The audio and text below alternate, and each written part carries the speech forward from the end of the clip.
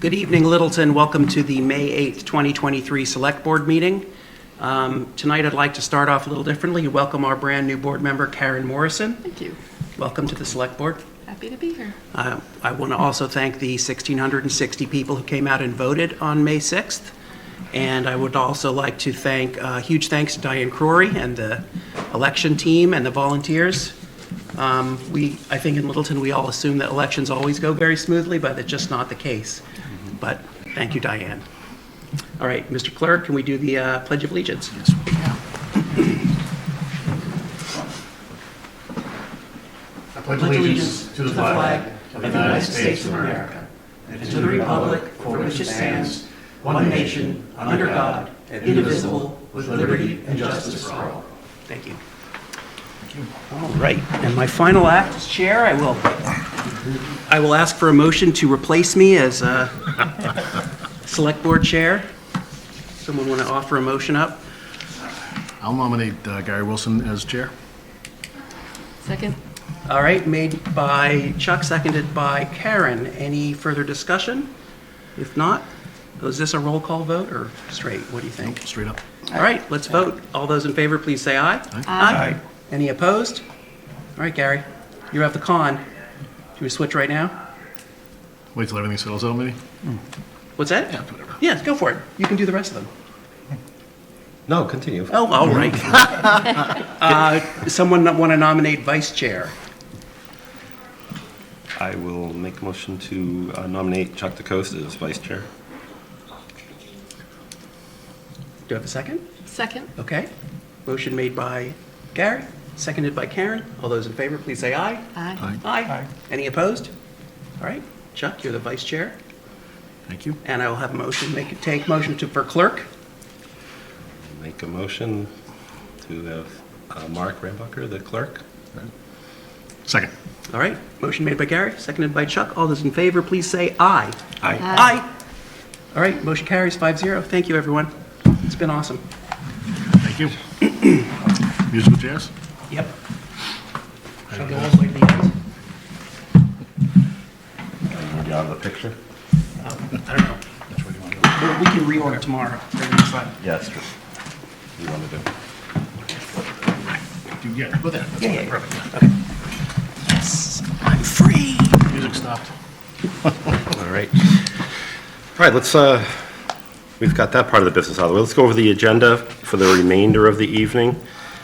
Right from here, we'll be going into public input. Looks like, no, wait a minute. Actually, no, we still haven't done the mail yet. We went a little out okay. of order. All right, so we'll do the mail first? Right, something more prosaic first. It was something you wanted to do out of order, though, correct? What's that? We are going to do something. We will do something Okay. out of order. Let's right. do the mail first. Let's do the mail, if you don't mind. Sure. So, okay, so going through the mail, first thing is a notice of current openings in town boards. Currently, we have an opening on the Master Plan Implementation Committee, Permanent Municipal Building Committee, otherwise known as the PMBC, Sustainability Committee, Economic Development Committee, and Zoning Board of Appeals. And I believe that's an alternate slot. So if anyone is interested, please reach out to the town clerk's office so that we can take that in and bring that before the board for your consideration. Reminder that if you're interested in signing up for public notifications, that we have that capacity on our current website to subscribe to our notices, news and notices, I believe we call them on our website, and a variety of different things there. So it's a great way to stay informed about things that are going on in town. A note for the board, this is letting you know that we have been named, been recognized as a Tree City USA in 2022. So we forwarded this to the Shade Tree Committee and let them know about this. So making sure that they were aware of this development. But we also wanted to let the board know this. They also provided us with a sample press release as well. So depending on how the board wants to handle that, we can kind of use that template and get that word out, and in fact use our notices on the website to publicize that. So if that is the board's desire, I'd be happy to get that together tomorrow. So that seemingly seems fine? So, all right, I'll take those nods as a yes, so. Did we apply for that, or did it just happen? It's a good question. I don't know, that's partially why we sent it to the Shade Tree Committee to see if they had applied for it, but I can tell you, at least from our office, I have no knowledge that we have. So, but yeah, this is, we'll follow up accordingly, let you know. So, it's a nice thing. I'm assuming we've been part of the program for a while, and then it's just the renewal for that, so. Quick few updates on Comcast. There's a couple channels that the programmer had released these channels and they're no longer being used. And HBO Max is now renamed Max. So apparently HBO Max was too long to say for people. So we need to shorten it down a little bit. So anyway, look for that change coming up. Next piece is to let the board know that the Littleton Historical Society is planning to celebrate a 100th birthday celebration for the Shattuck Street building across the way. So they've contacted us about this, and they're looking to do a little ceremony on Saturday, May 13th, from 11 to 1 p.m. So this is going to be in the front of the building, which is 37th Shattuck Street. And so this is the segment that was used for school classrooms in 1923, and that we subsequently have built off on it. So there are multiple segments to that building, and this is the oldest. So so if you have that opportunity, again, Saturday, May 13th, in the front lawn of the building at 37 Shattuck Street, I'm sure the Littleton Historical Society would be glad to see board members there. So. Is that the east lawn? I think it looks like it's facing Foster Street. I'm just being a wise guy. Okay. There you go. There you go. Then I don't care. Just a quick note from the Freedom's Way National Heritage Area that they have a new initiative called Hidden Treasures and Festival of Nature, and they're just wanted to let the board know about these activities happening in May. So just something to bring to your attention. This is a note that another historical society heads up is that they are going to be putting up a raised bed. This is where they're looking to do this at the Houghton Memorial Building, and they're going to be calling Dig Safe. We work with them on this, but it looks like, roughly speaking, this is where they're planning to put this in front of the building.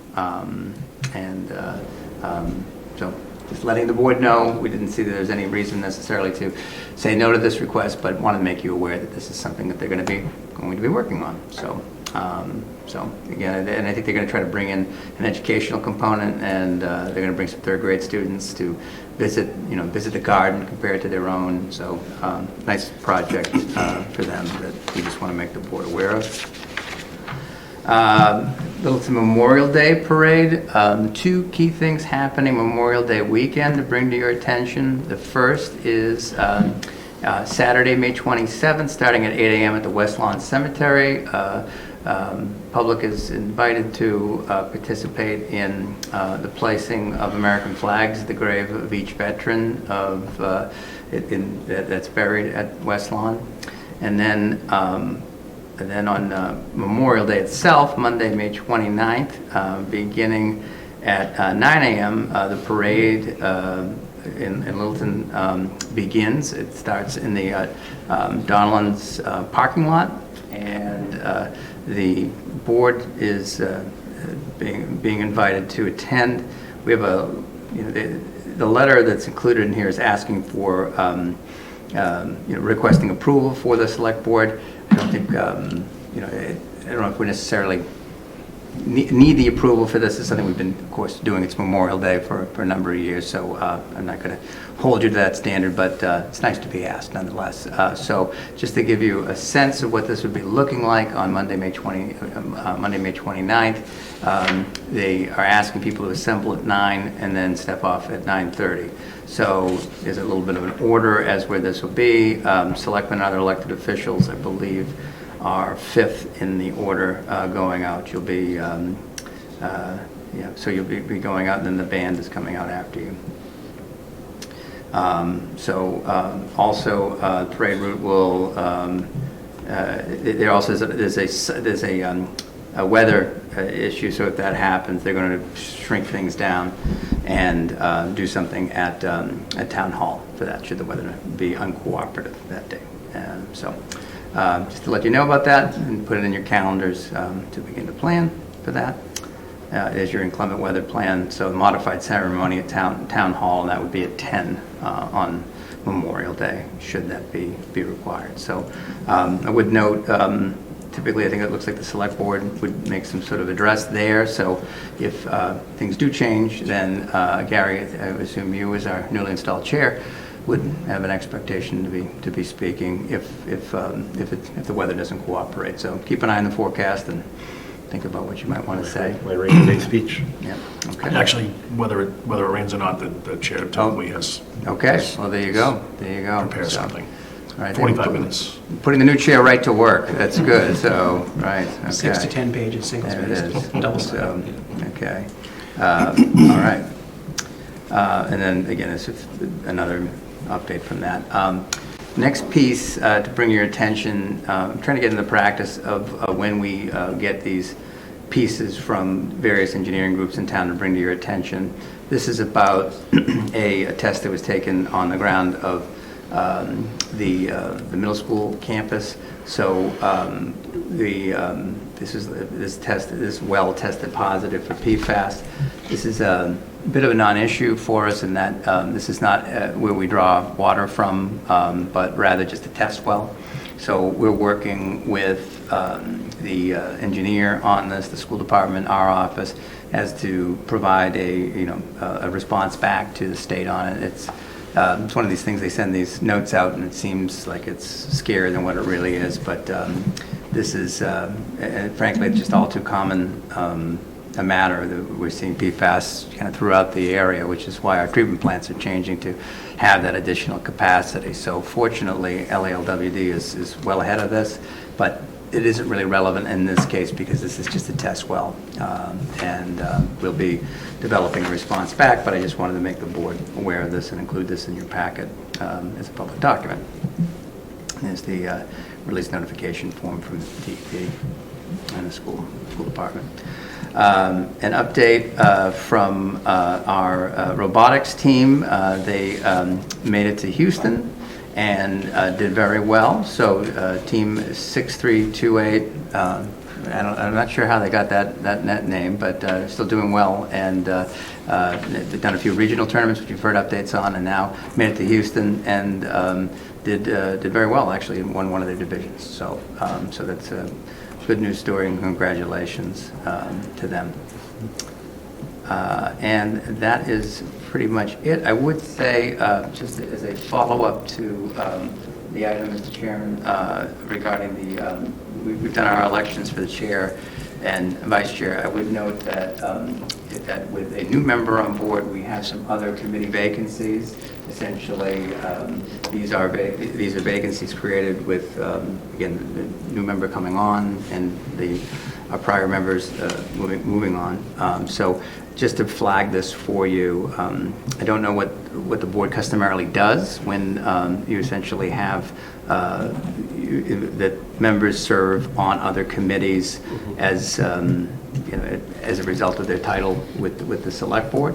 So this is maybe more just to flag this for you, and there may be some rearrangement of some members wanting to take some role in this. So probably take this up at our next meeting. I think so, yeah. Because some boards and committees we are on, maybe one of the people might want to reshuffle or. Right, exactly, Yeah, so, okay, so and some reshuffling of it. This is the 4 that were left vacant. Correct. So we can bring that back at the next meeting, and you can make a determination of whether or not, how you might like to mix that up. And we can maybe do it where we'll have a listing where everybody, what you're on currently, and then from that, if there be any mix, you can do some trading on that on the floor if you'd like. I think that'd be good for Karen to see the whole list, Right. not just, this is what you can choose from. Right. Just because there might be some other committees or. Agreed. groups that There you- also might be some boards or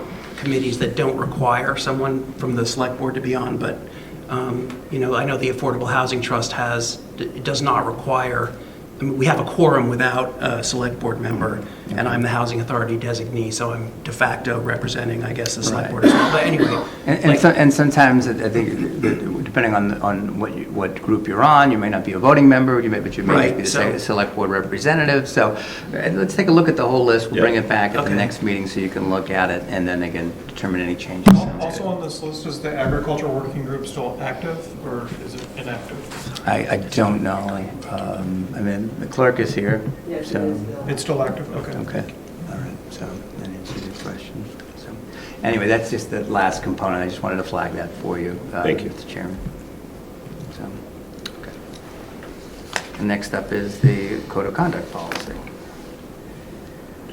So, if that's actually, well, we can do that, or actually we could take it out of sequence, because there was another thing that we had earlier that I mentioned to you, I believe. Steve Zederi is here, so we could take that out of Certainly. order, so that you don't have to be here all night, if you don't mind. Sure, so this is, let's see, where was this on the? This So is vote to, for a, Item 5C. Okay, This so is for one-day liquor license. okay, I see it. So vote to approve 4 one-day liquor licenses, June 3rd, June 14th, June 15th, and July 22nd for Steve Zederi. Steve, if you want to come up and tell us what's going on. How are you? How are you? On June 3rd, I have a graduation party for a private event on the grounds. And then we have 2 open houses, which we're going to be inviting people into the restaurant, where we'd like to serve a lot of the new foods that we're bringing in, prepared meals. We also have a group of realtors coming in to try to fill the building, because the building's not as full as we'd like it to be. And then there's a family reunion in July. And the family reunion is mine, so it's my family. We got a whole bunch of people that haven't seen each other in a long time, so we figured it's a good place to do it. So we'll open it up. Any questions? Just for my own clarification, when I was reading through, like the June 14th and 15th, one of those was open to the public and the other was not, or they're both open? Well, we're probably going to open them both to the public. I'd like the idea of being able to bring in businesses first, and then later on during the day, we'll bring in some more people to let people know that we're there. Right now, we don't get the volume that we're looking for. So we're looking to open it up and let people know it is a breakfast and lunch place. We're going to be offering some of those. But we're also bringing in the prepared meals that we've been doing in Hudson and Marlborough to help out the seniors, cost-effective meals, portion controlled, as well as anybody else or any families that the kids aren't eating till 8, 9 o'clock at night because of all the things that they've got going on. We have a program set up for them so that they can actually get some cost-effective food as well. Okay, so I'm fine with all of this, but if the application said one was public and the other was not, does this change anything? It's a from our choice, it's up perspective? to you. If you guys only want me to choose one, tell me which one. and I'm fine with I'll either happen. one or both of them. I'm just asking if there's a procedural thing. I don't think so. I don't think so. In this case, it shouldn't be an issue. Okay. And I guess it's on it. So Steve, once again, okay, the address is on it. I just want to make sure that we make sure. Yep, everything's. We're letting One Monarch everybody Drive. know where it is. Yes, everything's at One Yeah, Monarch there we Drive, go. yes. Okay. Any other? No. Okay. And police and fire are both notified, and we've no done this in the problem. past where there's been no issue whatsoever, so Yeah, this is not the first time. that- No, it's Yeah, not. So, Yeah. and I think it's gone well before too, so we've got a track history here as well, so. Right. yeah. Right. Anyone? Good. I think we're good for a motion. Yep. Thank you, Steve. Okay, okay, this is testing my ability here. This Do we have is to do long. all 4 of them one at a I time? think they're all the same master general law and section, so I think that we could Yeah. probably lump the dates together. I think it's, I think it should be, It's 1 to 6 for each time. right. So that this is, we do have them for each one, so, Mark, read fast, I think we can do it.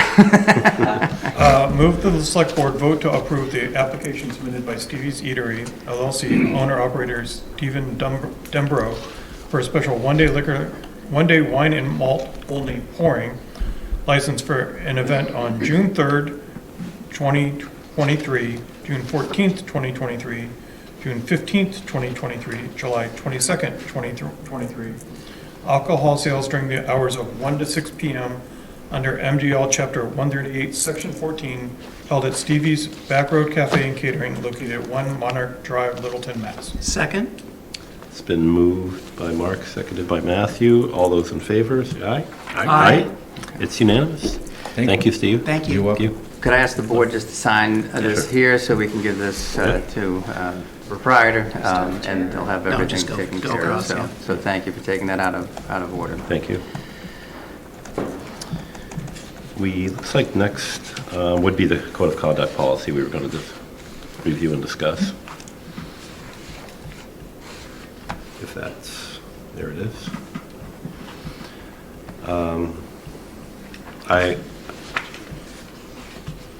I think everybody's had plenty of time to look at this. I know we had discussed, we wanted to make sure that we put it after the election. So I know, Karen, have you had a chance to review this as well? I think it was shared. I have. Mhm. Okay. If there's any commentary, please let me know now so we can. So I would like to go first because I think I can address two of your comments. Sure. One thing that I recognized after I distributed it last time, and Mark pointed out as well, is that what we were going to do was take the code of conduct, which was a separate item, and put it into the existing policy, which is part of our select board policy bylaws. But it says in that this shall apply to all boards, presiding officers, public officials, commissions, and committees, and other representatives appointed by the select board and those representatives appointed by the town administrator. So I don't think that we can or should impose this specific select board code of conduct on all of them. And so what I would propose is go back to the original version, which is we leave the existing bylaw the way it is, and we adopt the standalone bylaw as a select board only code of conduct. And what that will do is it will get rid of two of the comments that Mark had, one at the beginning and one at the end, that said basically, it shouldn't apply to all boards, and the one at the end said, what was the other one? It should be that the conflict of interest should be a separate policy, so it addresses both of those. And do we want to keep it as a policy? I know there's a little bit of different process to change a policy on the select board, right? We have to review it on one sitting and then vote on it. And this would be at least your second time looking at it, so there's nothing to hold you back. I mean, other than courtesy for the new member, but it sounds as if, Karen, you've already read it, so. Any further comments on either the code of conduct or what Matthew just mentioned? So this will be inserted into the select board policies, not the bylaw. So the existing, let's see, what is?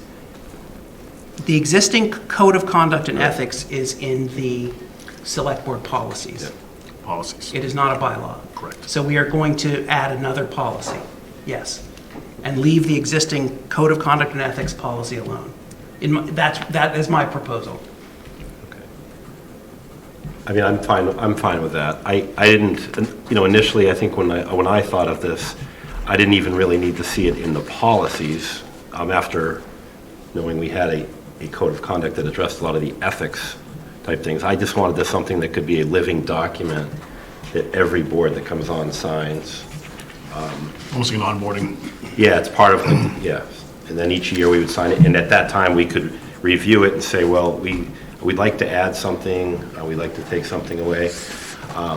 Historically, watching some of the boards in the past, some of the policies kind of get lost or pushed away, and we don't dust them off for a while. So I didn't want this to happen with this particular one, but I think as long as we just keep passing on our knowledge, I'm fine with it being in the policy section and not a separate document. If that's what the will of the board is. So I was saying that what we're adding should be a separate document. Not in the select board policies, but It should be, well, I mean, it should be, I'm sorry, it should be in the policies, but a separate. Document completely. Yeah, it should not Okay. be embedded into the existing policy, which Okay. is what we originally were talking about. So we're not amending something We're that's not amending existing, something, we're adding something. Okay. Yes, But under the same yeah, larger document. yes. Because it says at the top that we can add Yep. anything we want to it. okay. As long as this is one that we continually review every year, I think it's necessary. I agree that it should be separate. I don't agree that we should have one master document, but that's something else, right? One master document just causes all kinds of issues, right? But I agree this should be separate because what we were talking about, a lot of the phrasing and things in here, basically we're talking about select board, this and that, and then and then it doesn't really apply to all the other boards. Right. And it made it really confusing if you were on an unappointed board. So. Okay.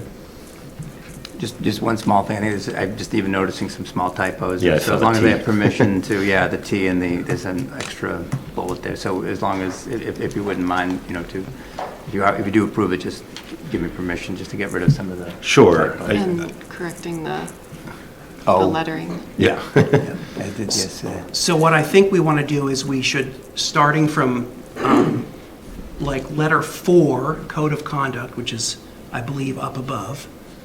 Okay. Letter 4? Number 4. No, well, so there's more than one number 4, which is another problem. But if Oh, you go up to see, there you go, okay. to heading 4, code of conduct, keep going up. Mm-hmm. Starting at, keep going a little more, there. Okay. Starting there and going down to where it paragraph says 4. conflict of interest. That is what we want to adopt as our code of conduct.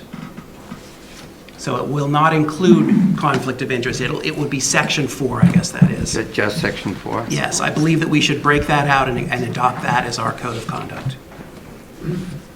And I also believe we should accept all of Mark's changes, which are all, This is the clean version. yeah, the clean version has Mark's changes in it, which I agreed with. We've got a question comment from the public. Ms. Crory, do you want to come to the podium and ask it, or is it, yeah, just so we can be clear? Is this as the clerk? Yeah. Diane Corey, Town Clerk. I just have a question. If you're accepting this as, are you accepting it as your policy or as your, under your procedures? And which one is it that you're doing? Because I want to know if you're going to be expecting this to be given to a member to sign Yeah. each year, and if so, then you need to have a signature page, Yep. and I need to have a copy of this Okay. to be printed out with each new member. And if you're looking for it to be given to other boards and committees, that's something that each board and committee would need to come together as a committee to accept. So they would, as a board or committee, need to accept this and say that yes, they agree to it, or no, they don't agree with it. And then, at that point in time, they would accept it, and then they would have a signature page. All right, thank you.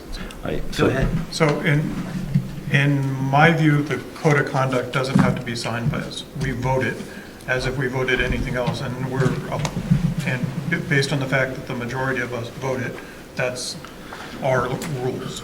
That's our rule. We don't have to sign it. In my falls under opinion. our policies. It falls under what we've said.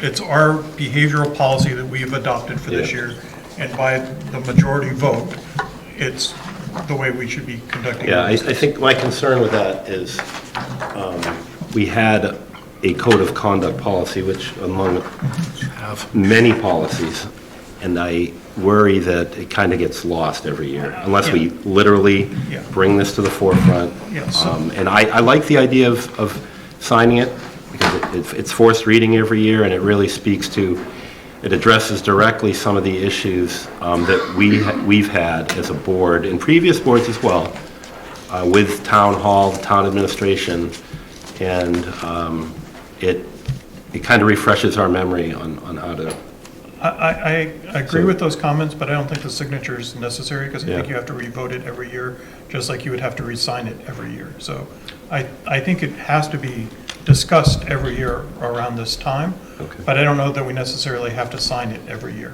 versus just vote and reaffirm it. Okay, so when you say we have to review it every year, so, We're saying the same thing, we're just Yeah. saying, I'm saying I think the signature is not really required. But we should put it in the packet at our first meeting after the election every year. Yes, And that's what I all- guess that's where I'm And going vote with to this. approve it. thank you. And I don't think we should ask any other boards to adopt this until we Correct. talk to any other boards. Right, this was very specific to this board, and I think other boards don't have the interaction that we typically, actually, I know they don't have the interaction we typically have with, and it addresses definite concerns due to our position, so, Does that match what you were hoping for? thank you, Diane. So any more conversation on this? I don't, Not clear as mud? no, okay, let's clear it up. No, I'm clear. So we're going to have this document put together without a signature page. But each year, we're going to review this policy, vote on this policy for changes or not, keep it the way it is. And it'll be part of our yearly packet that we get, Ryan, that we haven't even talked about yet, that you've actually. Good, I'm not missing anything yet, all right. But I don't think that's on the agenda, but it's an important piece to this, where Ryan graciously put together an intro packet for new members that this will be part of. Not just new members, but all members. Every year, when the new board convenes, there's is it a 900-page document? 926. 926-page document that just really goes over what the select board is charged to do. It comes from the MMA, the state, a lot of the state regulatory stuff in there. And then most importantly, well, not most importantly, but importantly, this stuff that we need to see every year and we will all look to address. So, and that's a document I know you put together, I don't want to say overnight, but we haven't all got to review this. This Right, just right. came through. It's just So, the- I think that's something that we can definitely build on this year, maybe even make it one of our goals to really develop that packet for new members especially. So is that intent of reviewing it every year incorporated anywhere in your handbook that you've No, drafted? really, the items that I had forwarded to you today, and specifically for you, Karen, was really more of policies that were, for new select board member policies, open meeting law. They're basically sort of evergreen type items that, that come up for board members. But you could always use a refresher on and know that, there's at least some place to look, if you have questions, procedural questions, that sort of thing. So this would be what I would imagine to be in addition to those items. Okay, so this won't be incorporated into, The policies and procedures piece. This would be a standalone piece, as I understand, just item number 4, which is just the code of conduct. There'd be no expectation of a signature page of any sort, but we would clean, if the vote goes the way that it seems to be going, that we would just have the code of conduct here as a standalone item that would be included within that packet that the board would review every year. Okay. so then I would suggest if we're not going to get signatures acknowledging receipt, that we incorporate the intent to review it every year and vote on it every year into the document. So that, So it gets reviewed at least every year. Right. We can speak to it every year. It's important. We all found it to be a very important document. That's why we worked to put it together. And you don't want it to kind of fall, like I said, to the wayside where it just becomes part of every other policy that we should be reviewing much more often. But part of a 906-page document might not be the best way to have this one addressed. So I think Fair having, enough. like you mentioned, we review it every year, make changes as appropriate, and agree to it. We can vote to it, or not if we're not going to. And we can change the first sentence to say, these obligations, commitments shall be assumed by all members of the board and and we don't have to say and other officials and approved, annually. yeah, reviewed and Okay. approved By annually. vote, by voice vote or something like that. I like that. Okay. At the first select board meeting after the. Following the elections, town yeah. election. Sure. All right. Yeah. Okay. Just to put I a like time that. certain on it. Yep. Okay. Get that? So this is, I guess we're going to look for a final cut of this for the next meeting, and then we'll just... And I can make it a little bit cleaner. I think Yeah. that would be appreciated. Thank you, yes. Do you want me to take a pass at it to clean it up? I'd I'd be happy to. Sure, okay. I'll take that. Thank you. So we're tabling this a vote now, Let- or till it's cleaned up, or we want to vote it as amended, or? I would be okay voting it as amended. I would too. Yeah, because it's really just pen and ink changes, right? basically, yeah. Yeah, structural changes, sure. Then I'll look for a motion. Yes. It's up, I think that would qualify. Move to approve of the Town of Littleton Select Board Code of Conduct Policy as amended. And included. Well, it's not, is it and included? Okay, Because yeah. we just made it. Yeah. And included in the Select Board packet. Second. it's moved by Mark, seconded by Matthew. All those in favor, say aye. Aye. Learn it, Thank you. live it. And Matthew, I could work with you just to, we'll clean it up, have you take another look at it, make sure it looks good. Okay. Right, thank you. Okay, important discussion, but just as important, the discussion regarding town administrator search update. So that's, We actually, if you don't mind, Yeah. we have the review of current open town positions, item C, if you don't mind. okay, what did I miss? So Michelle is here, and we've Oh, got... okay, this is the rest of the positions outside of yours? Correct, Okay. correct, yeah. Oh, the PowerPoint, right. Good evening, and thank you to Ryan for including this PowerPoint, which was not in your packet, so my apologies. I'd like to congratulate returning Select Board Member Nordhaus and new Select Board Member Ms. Morrison before I start. But Michelle Vibert, Human Resources Director, I'm here to, as Ryan stated, talk about the job vacancies in Littleton and how it is impacting our workforce. And thankfully, this isn't 906 pages of a policy, it's only 7 slides, so I will try to go quickly. As you probably know, the hiring landscape is constantly evolving and becoming more competitive for top talent. We have faced challenges of talent shortages, attracting the right candidates, targeting passive candidates, engaging with qualified candidates, creating an efficient recruiting process, securing a positive candidate experience, and controlling costs of hiring. These have all been impacting Littleton. We are not immune to anything that other cities and towns are experiencing as well. Just a small fact, state and local workers say they are considering changing jobs because they want a higher salary or a better benefits package. They're burned out from stress during the pandemic and want better work-life balance. So understanding the current situation in Littleton, last year in 2022, we had approximately 32 different job postings. Out of those 32 postings, some of those were posted multiple times, which is another bullet point down below. And those postings don't include these school positions. We do not handle those. The school side handles those. Already in calendar year 23 up to today's date, we have had 19, and some of those have already been posted multiple times. We do use sites such as our town website, MMA, Indeed, and other sites that are specific to certain areas. For example, we've used the Massachusetts Board of Library Commissioners before for their positions. Another point is competitive towns and cities. We've talked about this before at other meetings. Competitive pay, competitive benefits packages, remote work, the commute itself. You know, there's certain things that we just sometimes can't account for in our town. You know, if someone wants to work closer to their home, that's just not something we can compete with.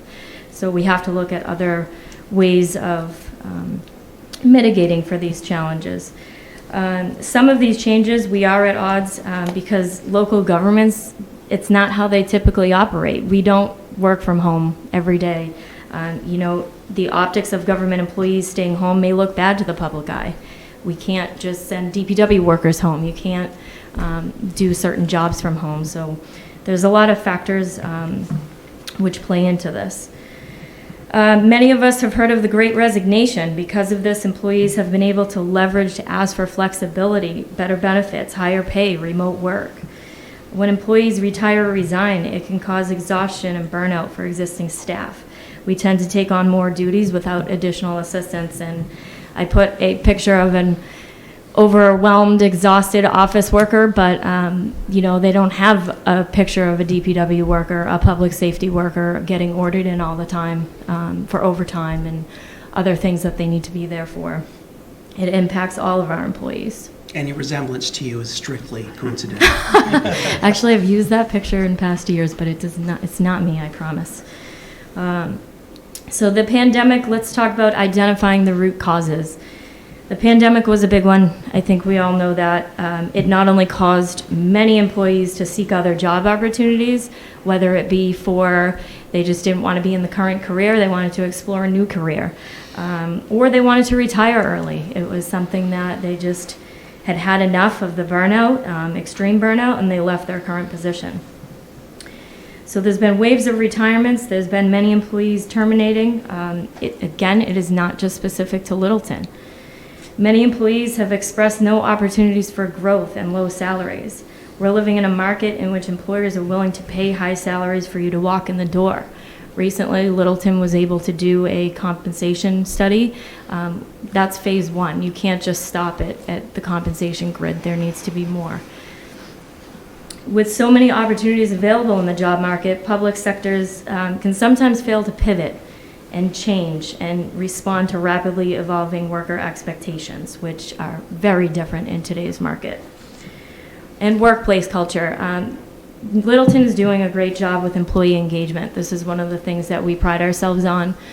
Actually, we just received an email today that the town administrator's office is setting up a luncheon tomorrow, a quick luncheon for everyone to have a quick little break in the afternoon, and for all the hard work of town meeting and Yeah, we're thanking and other everybody for the places. election and town meeting, so we're posting a luncheon tomorrow.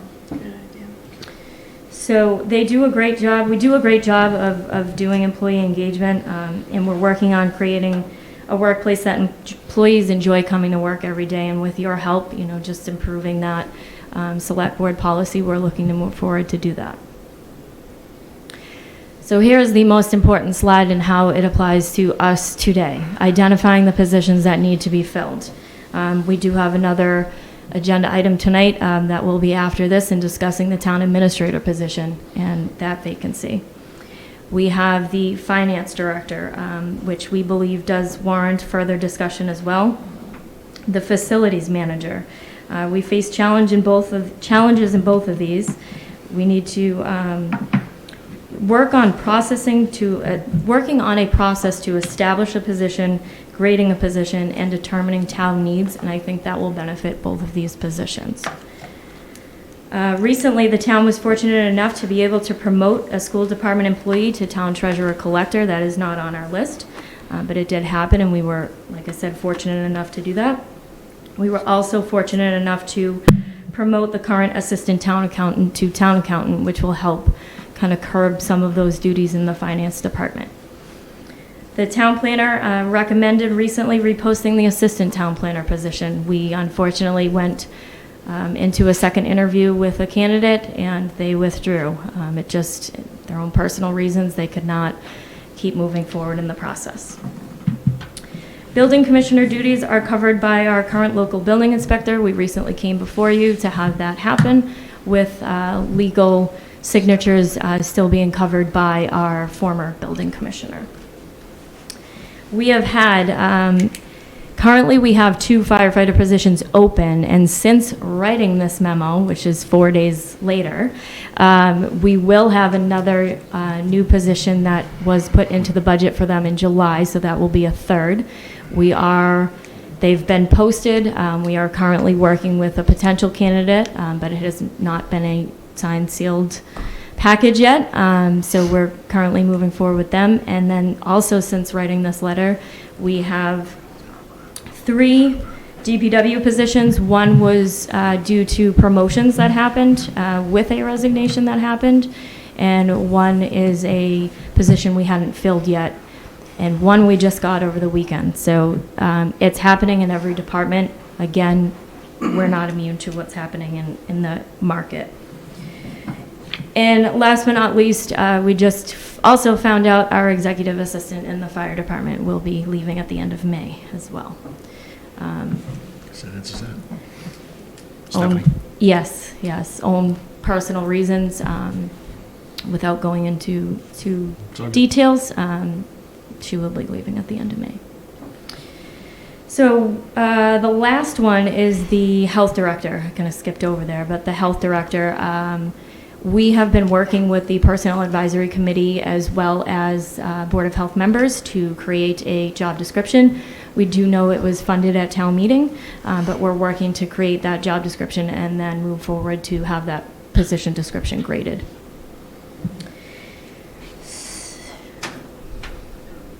So finding ways to address the problem.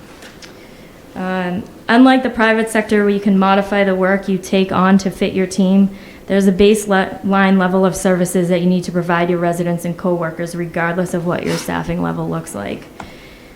I read a statement recently that said many government workers are people who want off the treadmill, but they don't want to quit. Some employees, especially parents, are making backward moves for a lighter workload. People are seeking more enrichment, more family time, or are taking the chance on entrepreneurship. It has been stated that many government employees feel underappreciated, and a little recognition could go a long way, which we are working towards a tuition program and an employee employee recognition program for employees that go above and beyond. I think those are great ideas, and I think we need to keep moving forward with being creative on ways to mitigate for those feelings. We need to be cognizant and thoughtful in developing job postings. The must-haves when you put in job postings can limit candidate pools. Obviously, if they need a driver's license, you don't want to move that out of the posting. But there are certain things sometimes we say desirable, familiar with. We need to be really thoughtful when we create those postings. Adjusting job descriptions and allowing more overall flexibility with benefits, hours, and remote work. This is a loaded topic because it can have a different meaning for everybody. What may be flexible to me might not be flexible to somebody else. Employees say the top realistic actions employers can take to reduce stress, including improving salaries, increasing staffing, or reducing workload, and providing emotional support. So what else can we do? Creating a work environment that are attractive to young, diverse workers. I've been reading a lot of articles and kind of put the bullets below together. We can explore offering remote or hybrid work and flex schedules. Again, that doesn't take care of all of our departments. That takes care of some of them. Some positions can't do that. Floating holidays, unlimited PTO. We've had that in the past, but it may not be something we can do right now. Updating job descriptions to include flexible educational or experience requirements. Providing on-the-job training. We're seeing a lot of younger workers come into the field when they do come in, and they require that training and oversight from the managers on how to do each individual task. Modernizing benefit offerings to include childcare and mental health services. Mental health, we know, is a big problem in our society. Designing accelerated career paths and educational opportunities. I've actually been approached since budget discussions in town meeting. I heard your department has professional development. Can I go to a class? Can I do this? So we've been looking at that more. Involving newer, younger workers in key decision making. This can be big in just getting them to open their eyes and explore other departments and see how things connect in other departments. In local governments, we know, we can't do all of these. Local governments don't have the same agility as private businesses to curb dissatisfaction, so we need to continue to be creative in recruiting and retaining our employees. And that is it. Right.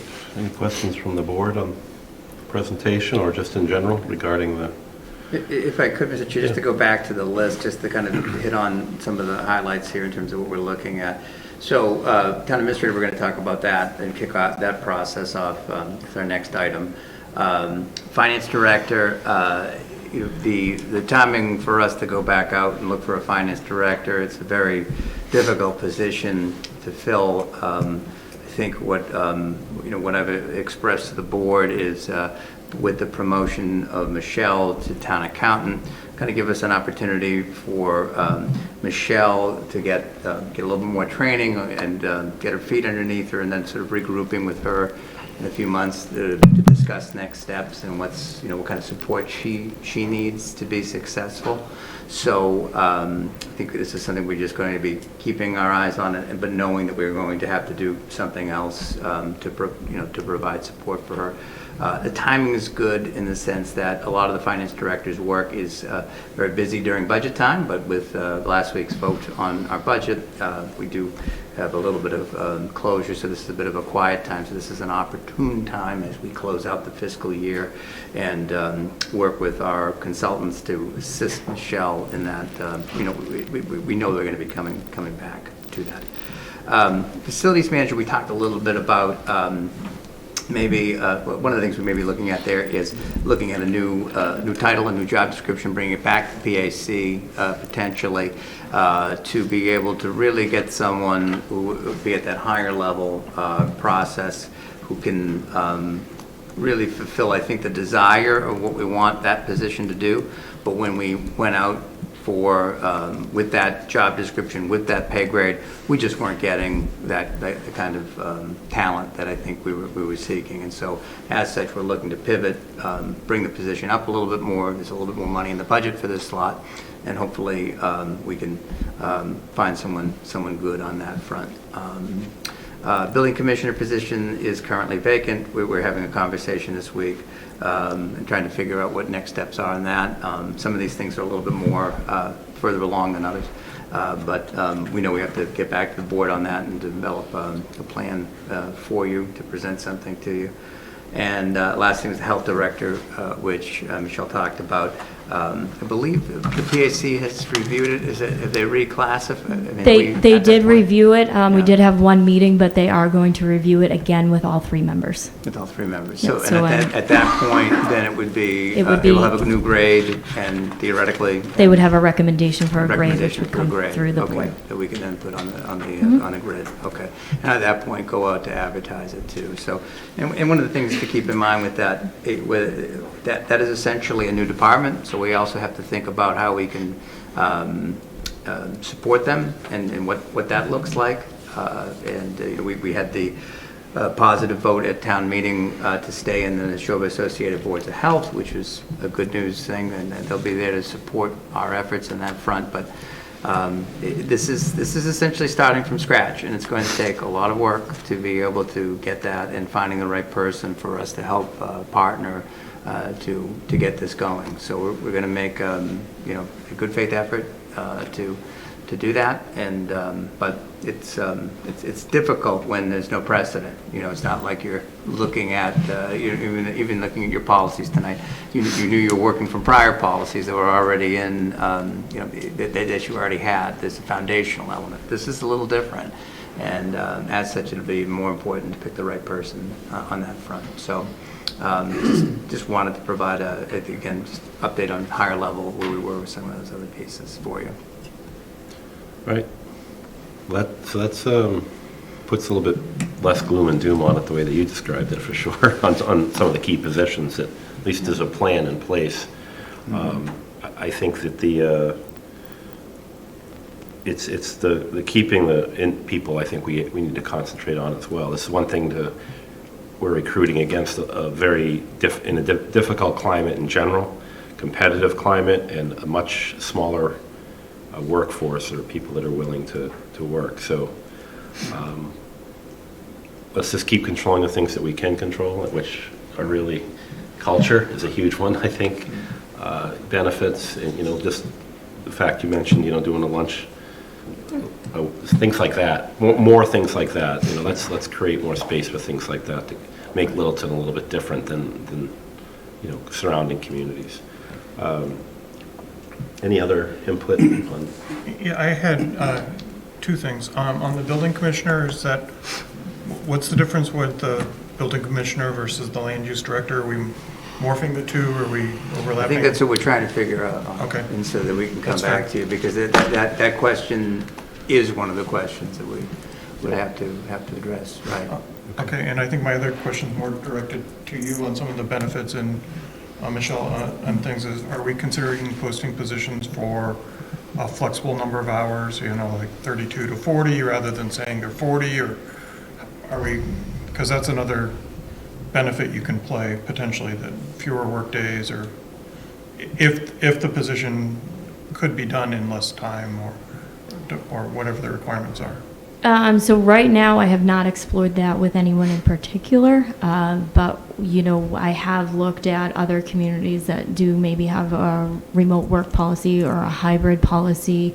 I think Worcester was one that had flex work schedules, hybrid and remote work policies, so there was a lot of detail there, which you can't just copy and paste a policy and it becomes yours. You have to tailor it to your community. So nothing specific to any position where it's like it was 35, now it's going to be 30. I think getting into that can be quite time consuming, and it might not even be beneficial to the organization, but it would be something that has to be explored further. And that's really, it's HR's function for certain to help that process, but it's really driven by each department on what they, I mean, you just mentioned DPW. Every department has so many different requirements that a flex schedule might not work and with one, might work with this. We really are going to have to work hard with managers to say what works for you, how flexible can you be, and then introduce it and see if the... Yeah, I agree with that, but I think it's just something that needs to be thrown out there as something we are considering. Yeah, absolutely. Because if you were to tell, I mean, having two younger kids myself, I'm pretty sure they would much rather work 35 hours than 40. And a lot of them will give up salary to work fewer hours. So We end up working the hours anyway. yes. So I think that's something Interesting, that, yeah. it's not necessarily something that was on your list explicitly as a benefit, but offering 35-hour positions might be a good thing to consider as an alternative benefit. I've started those conversations, and one of the points to what you just spoke to, Gary, was looking at who you are, what department you work for, who do you serve, because that's different for every department. Parker's Rec is different from my department. You know, they're more serving residents versus employees. So it's different for everyone, and so if I walk up to you, it's going to be your flex schedule is different from this one, different from that one, and it can get tough to manage that as a manager, so we need to be mindful of that. Yeah. When you have to you have to repost a position, is there a process for rewriting or regrading, or like, and is that a bottleneck? I mean, is that time consuming? Is there a way to make that more efficient? It can get time consuming. Obviously, with anything, you know, you really, again, you want to be thoughtful in what you're writing and what you're not writing. We did it recently with a DPW position. We did restructure the posting. We haven't seen a difference. So my favorite HR answer, it depends. It depends on the department. It depends on what you're looking at. It depends on what you're including, what you're not including. There's no process for, I should say, regrading for those, unless it's something that comes up like the facilities manager and Ryan had mentioned, you know, this isn't really the scope of work we're looking for this person to do. That would constitute kind of a regrading. Where all the positions were kind of looked at, we gave department heads the opportunity in phase 2 of that comp study to look at your current job descriptions and tell us if anything was needed to be restructured. I don't see anything like that right now, but for the most part, there is a process to repost. We look at the sites we posted at. Are there additional sites? Are there additional resources we can pull? I've looked at maybe even attending job fairs at colleges. A lot of get to the younger group, go to colleges, get them before they graduate, if they're interested in the I would even local say government. high school. It'd be nice to get involved with start local high school. Yeah. Hey, you ever Can I just add to that, too? I mean, Matt raised a good point, because when a position becomes vacant, it provides an opportunity to look at it again, to say whether or not this is what the town needs at this time. And so you have that unique window to do that, and I think we're trying to do that with some of these positions. And we've also found that, okay, you know, maybe thinking we'll go out, advertise for the position, and then find ourselves re-advertising it, that's telling us something too. There's sometimes things that we're trying to tell the marketplace, and there's other times the marketplace is trying to tell us something, and either way it has to be interactive and it has to be tentative, because you know, to get the right people in, you know, you have to be cognizant of both sides that are coming together on that. So just a question. more of a landscape question. About what percentage of the workforce for the town lives in the town? Offhand, I don't have that percentage, but I can get that for you. But like 10% versus 80%, or? It would be more of a 10%. More of a 10%, okay. Which is flipped from 20 years ago, right? Go to exactly opposite. Yeah. Yep. All right. Anything else? Well, thank you, Thank you. Michelle, for your Thank you. time. Thank Thank you. All right. Move on now to the town administrator search process. All right, so this shouldn't take as long. Just to remind everybody in the bylaw what the rules we have here. So there needs to be a town administrator search committee. And so with that, it is defined as to who those parties should be. Chair is going to have to be a member of the Board of Selectmen, or in this case, Select Board. It gives you a sense of how dated some of this is. So we're going to see something else on that too. Finance Committee, that's going to be appointed by the Finance Committee. School Committee, appointed by the School Committee. And then, if you may remember, the Personnel Committee, which now also is no longer part of our of the town mix, shall we say. We do have my recommendation to the board here is instead of using the Personnel Committee, we use the Personnel Advisory Committee in this case, and get an appointee from that group here to serve on the search group. And then the last piece is a member at large with municipal management experience as appointed by in this case, the Select Board. So the end objective is from that process is that the Town Administrator Selection Committee shall submit more than one name to the Select Board, and the Select Board conducts the final interviews as required, appoint the candidate by a position to majority vote, or send back to the Town Administrator Selection Committee with directions for further action. So the board tonight, I think what we're looking for is to have you appoint a select board member for our office to reach out to the Finance Committee, School Committee, the PAC to appoint one of its members and get back to you with a final committee, at which point you can move on from that. So If I can interject there, just because, if I may. The Personnel Advisory Committee is currently at 3 members. 3 members. We've had some Mark requests. reminded me we're going to bring that back for 5. Yes. So If we could, I think that'd be important, because To get 3 more members, they can't talk to each other. it's a point taken. I think what we can do is that we could still vote this tonight, Chuck, and Structurally? Structurally, but then come back to the next meeting and say,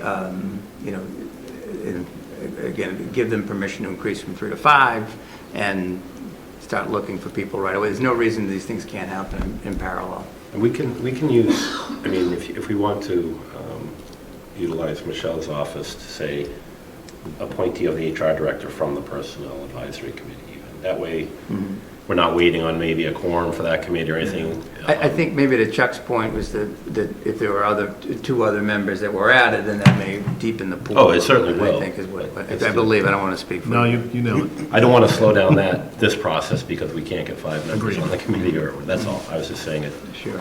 Maybe we have a Well, different. the other problem you have is likely every meeting of this would be a quorum of the Personal Advisory Committee. Right now, right? So that's why I was bringing the HR side. But I have a question. I apologize. Is this select board policy or is this bylaw? This is bylaw. All right. Just want to make sure. It's town code. So we need this obviously, a lot of this needs to be updated and brought back to town. True. This would be a nice housekeeping measure in terms of what we're looking at. But again, for your purposes this evening, I think that you could probably, vote this to, again, kick off the process and get things moving. Yep. And of Okay. course, that starts with determining who the select board member would be, who the select board would be appointing as your chair to this group. Sure. I did want to add one more thing to this, and this is kind of after the fact on this. We really, this is something we may want to look at going forward. Maybe present something else to the town. We should put our heads together and find out, is this I agree. the way that we want to pursue town administrators going forward? We know that the climate's changed. This was probably put in place. Keith Bergman, I think, Okay, so- put it in place. So early 2013, 14, I think definitely the field has changed, and maybe we look at this. And I don't know what that is. I don't know, but 07. 2007. So it's definitely time to perhaps look at some of this and how we can better be efficient and more aggressively search if this is something that no longer holds true to efficiency. Agreed. So anyway, all right, let's move on. Is there somebody on the board that would like to sit as chair on this search committee? So I don't mean to throw you under the bus, but. I'm not, I'd rather push this out to. Okay. Thank you, I appreciate it. I mean, you've got the most HR experience. Yeah, I think can't we've speak to got, Karen, but- this has, I think, thank you, but I think we have plenty of talent in-house. I would be willing, I would like to, Okay. yeah, but I'll defer if someone else wants to as well, if, they fight me for it. Arm wrestling. All right, so we've. No other volunteers? I mean, I have an interest in it, but if that's something you feel strongly about, Matthew, then Okay, I all right, nominate you. guess I'm the chair. I nominate you. Because we have to vote on it. Well, we can just put it in the one. Yeah, motion, right? we'll slide it right in here. It's C. Right? The bottom part. I just have one kind of question on like the FinCom and the Personnel Board, where there's a lot of overlap between these things. Are we asking, if Steve was appointed, is he representing the FinCom or the Personnel Yeah. Board? Are we asking that we're trying to separate I those think two? what we're asking the Finance Committee to appoint one of their own members. So, so if they choose someone, it's kind of up to them. They're their own committee in this instance, so. Yep. Okay, Same thing as school committee. okay. Are we ready then? Any discussion? No? All right, let's have a And move. the only discussion I have is just what you just said. I think that this is a little bit antiquated. It was It written in is. 2007. There was another crack at it in 2009. But this eliminates the possibility if we collectively as a board decided that we just want to elevate Ryan to this Right, and position. I'll speak a little bit more to that, and that's not necessarily the case. I'm just, that's how we work it now. I think, speaking to the fact, when 2007, we didn't have an assistant town administrator, so that wasn't even an option to sit here. So we never had that conception to say, it might be a natural fit just to move the ATA into the town administrator. Succession planning or that type of thing, yeah. So we didn't even have that. So this was definitely something that utilized and it held a purpose. And that's why I mentioned maybe not so much now when looking forward and, down the line. So, I'd be anyway, willing to take a crack at revising it for Yeah, that'd fall be town meeting. great. And I would say also. Unless you want too- to, Karen. I'd also say too, there's nothing You wanna to think say about that if that, that where you're appointing someone tonight, that the TASC could be looking at that very question. And while you have a group together, this could be one of the other elements that they can look at. Part of the charge. Like to discuss the process. Yeah. Yeah. All right, Good. clerk. Move the select board vote as follows relative to a 5-member town administrator selection committee as prescribed by Town Code Chapter 3, Section 2. A, to invite the Finance Committee, School Committee, and Personnel Advisory Committee to each appoint one of its own members to serve thereon. B, to invite applicants for appointment of a member at large with municipal management experience. And C, to appoint select member Matthew Nordhaus as chair of the Town Administrator Selection Committee. Second. Moved by Mark, seconded by Chuck. All those in favor, say aye. Aye. It's unanimous. All right. All right, that gets that moving. I believe we are on to public input. Do we need to hold for the public hearing? Well, it starts at 7. It's now 7:39. This will be quick, because, right, I believe. It's up to you. Yeah, I think, let me just open up the public hearing very quickly. Okay. Do you have that? Yeah, sure. Just for the Fort Jackson, just to let the board know that we've been reached out to by Fort Jackson, and they asked us if we could continue their hearing again to a date certain, which would be 7 p.m. on May 22nd. So I think with this hearing that that we put it back 2 weeks to our last meeting. Yeah. Still having some matters they're working through with their landlord and the proposed changes. So this is their request, and putting this motion back to you too, that to reopen the hearing, but then continue it to a date certain on May 22nd. And I think the packet that we have available to the public as well shows. Correct. Speaks to that back and Correct. forth and why some of those things took place. Correct. So a little more complex than initially thought. So read both of the public hearing I don't think notices? you have to, because the other one's continued. That would be good. So I think for the public hearing, you just have to, for Fort Jackson, I think you could read the motion, Mark, that's up right now. Move the select board vote to reopen the hearing for MGH FEC LLC, doing business as 4 Jackson, 806 Constitutional Ave, Littleton, Mass. And move that the select board vote to continue the 4 Jackson hearing request to the May 22nd, 2023 select board meeting at 7 p.m. at the request of 4 Jackson. Second? It's been moved by Mark, seconded by Matthew. I don't believe we need a roll call here, do we? I don't think so. All those in favor, please say aye. Aye. All right, it's unanimous, it's, has been continued. All right, now we can get back to, Well, you have a public hearing for the Public transfer station. oh, yes, okay. So, yeah, it depends if you want to go back to. I do, I want to go back to public input. Public input, Yeah, very good, okay, we sorry. can do that. That one I just wanted to get out of the way No because I problem. knew it wasn't going to be No an problem. issue. Very The good. other one could be a little bit more. Okay. You don't want to open the public hearing for the transfer station? It's a posted public hearing, right? That is true. I think we can do our public input now, and then we'll open the hearing. It'll be okay. It's running a little late, but try that's, to. these are, so. All right, let's open up for public input.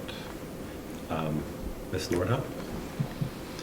I will, just, Ms. Nordhoff, before you go up and speak, Ms. Nordhoff did reach out to the board, I think as well as you, speak on behalf of your business, and so we usually require 2 minutes. I did request a little bit longer than 2 minutes, just to kind of get your speech together. Thank you. I got you. Go.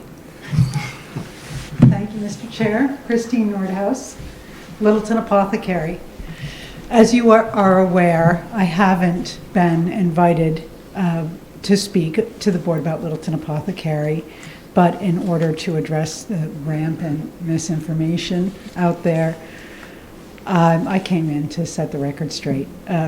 People want to know what the holdup is, so let's go through it. In 2019, the select board originally denied my HCA application because I was a housewife and not a businessman, and that's a quote from a public meeting.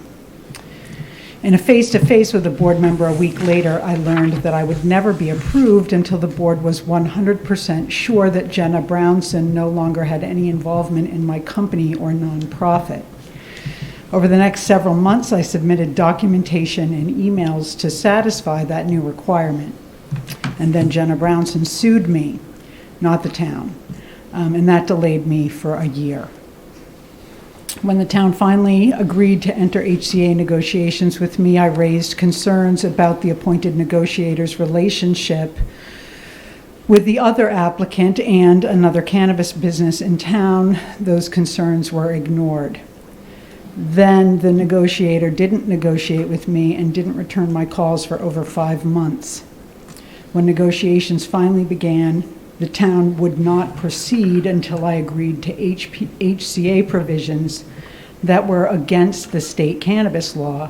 I was forced to agree to those illegal provisions or be dead in the water.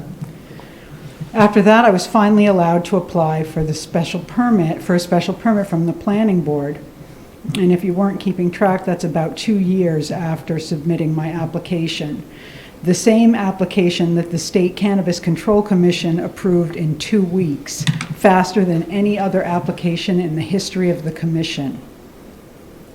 During the special permit process, the chair of the planning board called me one day and told me to stop bringing public attention to the sewage floods that were putting people out of business at the point. He said I was hurting the point, and wouldn't it be terrible if someone hurt my business? A few days later, during my special permit hearing, the planning board suddenly forced me to apply for a waiver the law did not require for Littleton Apothecary. That waiver became the basis for an appeal of my special permit.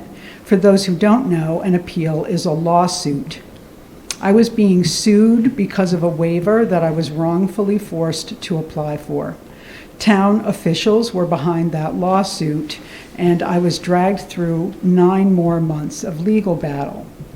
That lawsuit was magically withdrawn when I agreed to enter talks with one town official to sell my business to another town official.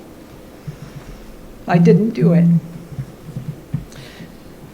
My email exchanges with those town officials are public record.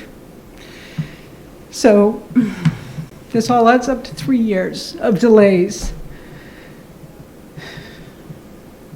The good news is that things are moving forward.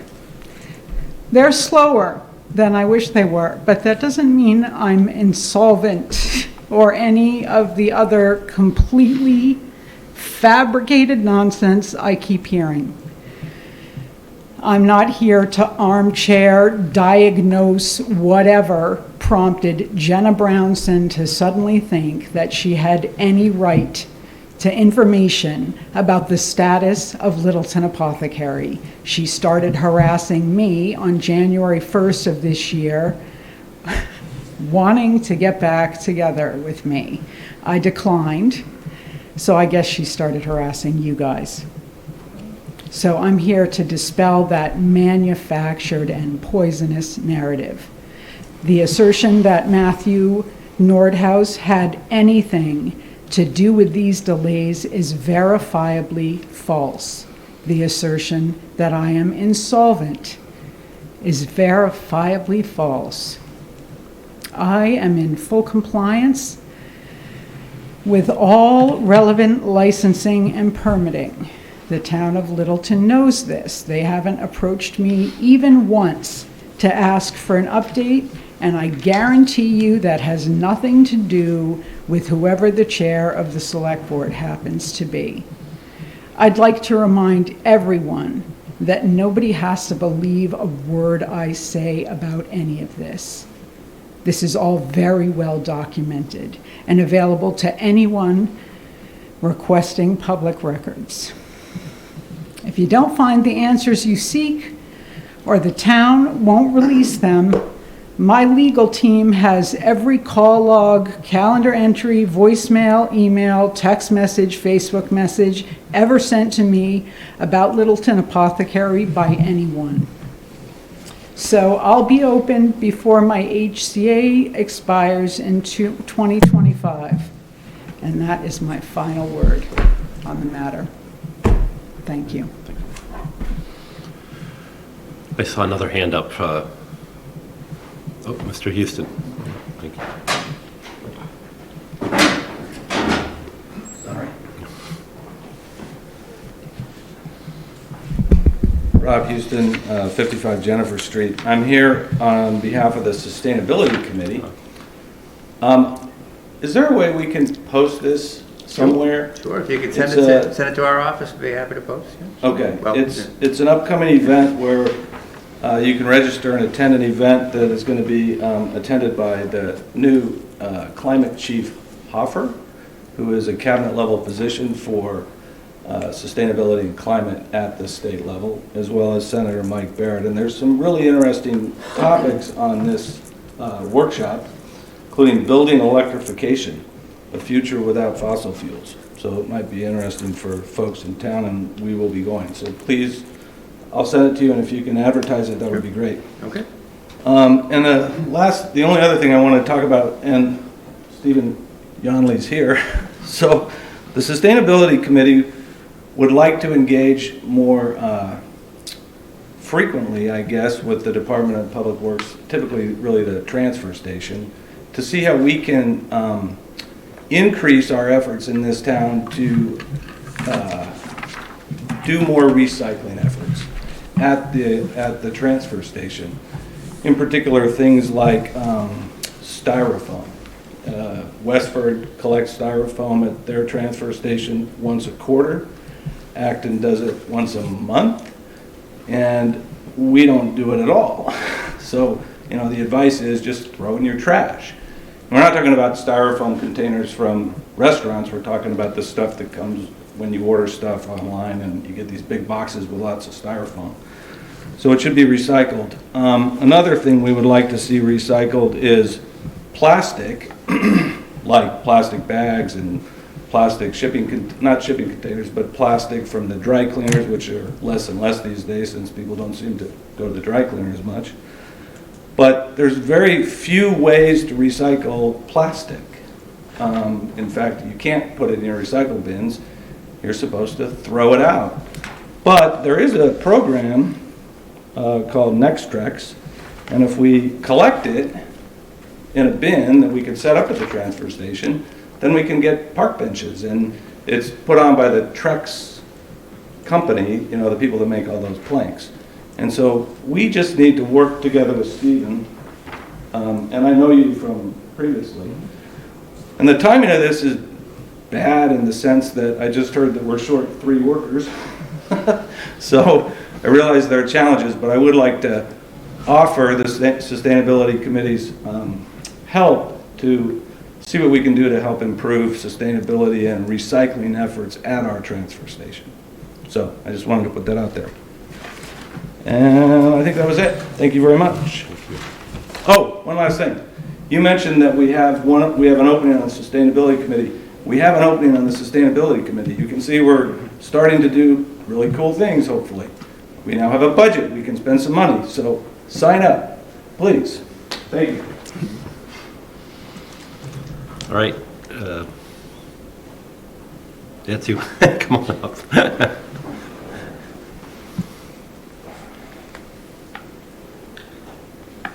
Michael Zeldin, Low End Street. First of all, congratulations to the newly elected, the newly re-elected, and I hope that this board has smooth sailing during your tenure. Thank you. Having watched and listened very carefully to what the board has been doing, even before the election, and I'm hearing it tonight in grand style, it reminded me of Chapter 9 of the master plan document that the town accepted, these 6 years ago, believe it or not, even if you count in the 2 years of pandemic. And if you read Chapter 9, and I'm not asking you to read, and I won't read it to you, but basically what you heard about personnel tonight, their limited resources, the impact it has on the town, it's exactly the same, except it's slightly worse. And the best way to characterize all this for you, in my view, is to state the following. We have many of the same issues cited tonight and in previous meetings that larger towns have, except we don't have the scale necessary to address them. But yet they're at a greater scale than our capacity. And this is what the master plan consultants and the committee at the time noted. I'm not going to go through the recommendations, but it was made a priority. And that priority has been, I wouldn't say ignored, but not totally understood. That's the fault probably of the fact that there were at least 7 other items that are in flight or completed, like the library, the building we're standing in right now, the recent funding for eventually the sewer construction, and there are a host of other things that have been done and hopefully will be done well. The other area that was, and they're related to each other, the other area that was mentioned in particular in the master plan that the town accepted 6 years ago was, and I'm going to use the word advisedly because I don't want to get it contaminated with trying to promote something here, had to do with committees. And it has to do with the fact that asking a select board to cover what you're being asked to cover with the resource limitations on you is a formula that can be at best described as frustrating. I'd like to suggest the following, that you reconsider what is really needed in the way of assistance from the town. And when I say from the town, I mean from its residents who are not elected to positions, which in other words, the slate of knowing that this has to be a committee, I think requires some rethought. The reason for this is that a lot of the shortfalls in collecting and gathering and interpreting information that you need crucially to make decisions, in order for you to have meaningful discussions and make decisions that only you can make, require you not only to have the information, but options. This is the only organization that I'm aware of that is very rarely presented with live options that are distinctive from each other with a price tag associated with it. Businesses obviously do this all the time. I'm not suggesting that you never do it, it's just that the resources required to do it at each juncture are not yet within your grasp. The only other resource we've got at this time is the talent that exists in this town that remains, for the most part, untapped. If you look at the US Census, among other things, because that's the one piece of data that we have that tells us something about this town, we're apparently loaded with very competent professional managers and executives. Where are they? They're here, I guess. But they're also out there, and I would encourage this board to be aggressively recruiting them on a selective basis, on an interview basis, just indicating the incentive should be, if you come on board and make a significant contribution to what this town is trying to do, your taxes won't climb nearly as fast as they would ordinarily do. Because every time you listen to the situation in personnel, what do? I mean, I do appreciate you can't hire someone who already has a job to yet another job, although I know it's been done. But you do need help, you do need input. And all I'm suggesting is the committees have never functioned, with few exceptions, the Finance Committee, the Planning Board, and a few others have in the past done that. But you need something, in my view, far more consistent. So does the town administrator, so would any assistant town administrator. The details are not easy, but this has a top priority as far as, even 6 years later, your master plan. So I'd be very happy to, quote, help, but as my wife has already reminded me repeatedly, you're very old. So with that, thank you very much for your time. Thank you, Mike. I did want to mention that we did receive an email regarding the Master Plan Implementation Committee should be presenting at annual town meeting. I think that was part of this. We just had it a couple years ago. I mean, all committees have that option. Yeah, I think that's one that this is how I'm not just saying maybe at annual town meeting, but maybe a presentation to us, something that's more public that can be seen. I think it's worth it. So would you like that as an... I mean, if at the very least, I'm sitting here talking about a year away, but maybe even at the special, depending how crazy the special is, we're talking 10 minutes. I mean, what Mr. Zeldin just spoke to there, I mean, in less than 5, we give 10-minute presentation on some of these things. I think it might, it would be what it was supposed to do, which was supposed to happen once a year, and it would kind of revive some of this. And we could hear some of the information that you just spoke to.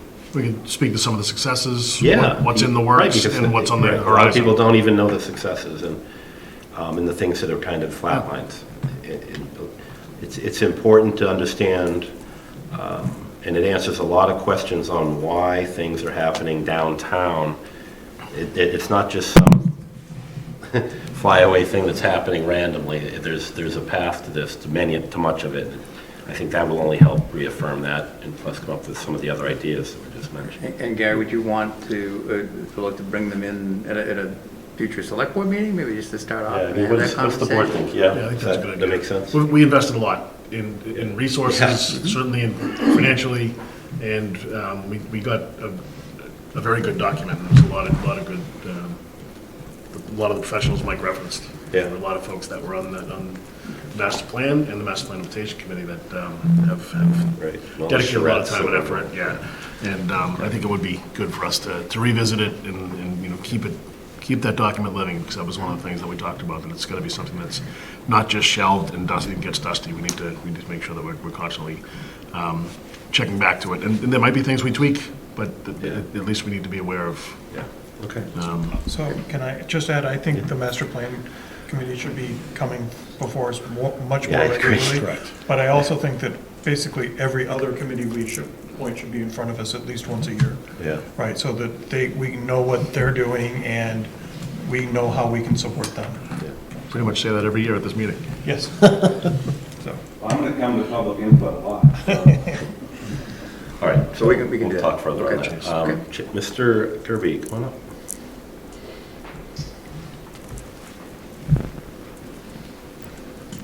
Hi, Chase Gerbig, One Oak Ridge Road. I know you're running behind. I'll try and make this quick. This is following up on the letter that I sent you guys last week. I don't intend to rehash that. Sorry, it was a little long. I tend to use 10 words when two will do. But what I do want to hit on is the idea that I think at town meeting there were multiple instances of what I saw as deliberately misleading statements delivered to shield the town from hard conversations and accountability. I brought up instances related to the TA severance package, the light commissioner stipends, the amendment to Article 23. But what I want to accentuate here is that the way I saw it was in some ways just the tip of the iceberg, the most egregious of those events. Really, what troubles me more than anything is town meeting represents the legislative counterpoint to the administrative functions of the town and your executive authority.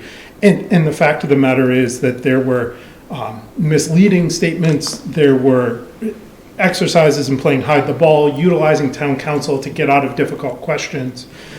Frankly, in some instances, weaponizing knowledge that you have that town residents don't, and just generally an adversarial approach. And to sort of bookend the issues with misleading statements, let me give you an example of what I mean by an adversarial approach. A resident had a question about where in the budget the town administrator severance was. It's a valid question. I realize she's a frequent flyer. That is probably not something you wanted to talk about. But the fact of the matter is that could have been handled with a very simple, it's in this line, or let me pause for a second and find the answer. But instead it was an exercise in trying to demean, well, you should have known where that's located, it was a bad look for the town. Coupled with the various misleading statements, I think what you're setting up is a really troublesome narrative there where it's town meeting attendees versus the town administrator and the select board. And that's a bad outcome, frankly, for everyone. It's both time consuming at town meeting, it's not productive, and it disincentivizes people from doing things like joining town boards because they don't want to play the games, right? And they see the games and they don't want to play. And so what I'm asking you to do tonight is when you get to the town meeting review element of your agenda, to please consider that in terms of in the context of really doing what you can to improve the honesty, improve the level of discourse, the transparency that comes forward at town meeting. Because at the end of the day, you're going to be a lot better off if we just deal with things head on. And that might mean some disagreement, and frankly, that's fine. I mean, the article or the letter that I put forward to you guys, I actually didn't disagree with any of the outcomes. I understand, like, in the context of the TA severance package, it's messy. I get it. And I think residents will too. But being more forthcoming with them will really improve the level of trust between everyone and ultimately improve the outcomes. So thank you very much for your time and for reading the longer letter. Thank you, Chief. There's it feels like I have a lot of commentary I could say to this, but we typically don't comment on the public input. But, Can I get a copy of that letter? Sure. yeah, it should be. Thank you. All right, well, thank you. Now let's move on to member input if there's no more public. Start over here. Mark? So I wanted to congratulate all the middle schoolers for the wonderful job they did in the play over the weekend. They did a fantastic job. I also wanted to thank Middlesex Valley Chamber of Commerce. There was a nice event for Dirigible on Friday. Gary Chuck, myself, and Jamie Eldridge showed up. It was, Dirigible is one of the, they're a great business to have in town. They're really nice guys. They're just wonderful corporate citizens, so thank you. About a month or so ago, I signed up to review the food truck policy for the board. I'm still working on that, and I hope to have something in a few weeks. I've been engaging some of the food truck vendors to get their feedback. I started today trying to do ad hoc verification of the numbers for the Littleton Common revitalization, so that effort's proceeding. And I wanted to tout a couple things going on this weekend. On Saturday, the Country Gardeners are having their sale on the Common, and Meeting House Market is also on the other side of the Common, both on Saturday. So after you come down here to get your birthday cake for the building, you can go to the Common and continue it. Also, the Congregational Church has the Prince Edward Island Concert Kitchen Party on Saturday, May 20th. So I believe that's listed on LCTV and maybe on the town website now as an event, and I encourage people to show up. So, and my final thing was I was hoping we could start talking about retreats and goals. I don't know where that was in our agenda or where it fell, but we need to start working on that soon. So. Not in this one, not in this I'll one. take a breath. Yeah. I'll jump in. There are tickets available for that PEI Yes. dinner, right? Yes. I think you can get them online. But all right, so I scratched out Dirigible and LMS for given because you yelled at me last time I didn't talk about the play. I did want to bring up expanding the PAC, but we already kind of addressed that, and reiterate the fact that there were 1,660 folks that came out and voted, and thank you very much for those folks that came out. It's still a small percentage of the electorate, but it's a trend in the right direction. It's more than we've gotten in recent years, so that's good. I will say, to Chase's point about the town meeting, there was only 155 people voting on a $56 million budget. So it's we need to find ways to engage more folks and get more folks through whatever process we can find to get more folks to come to town meeting. Snacks. Food always brings them out, right?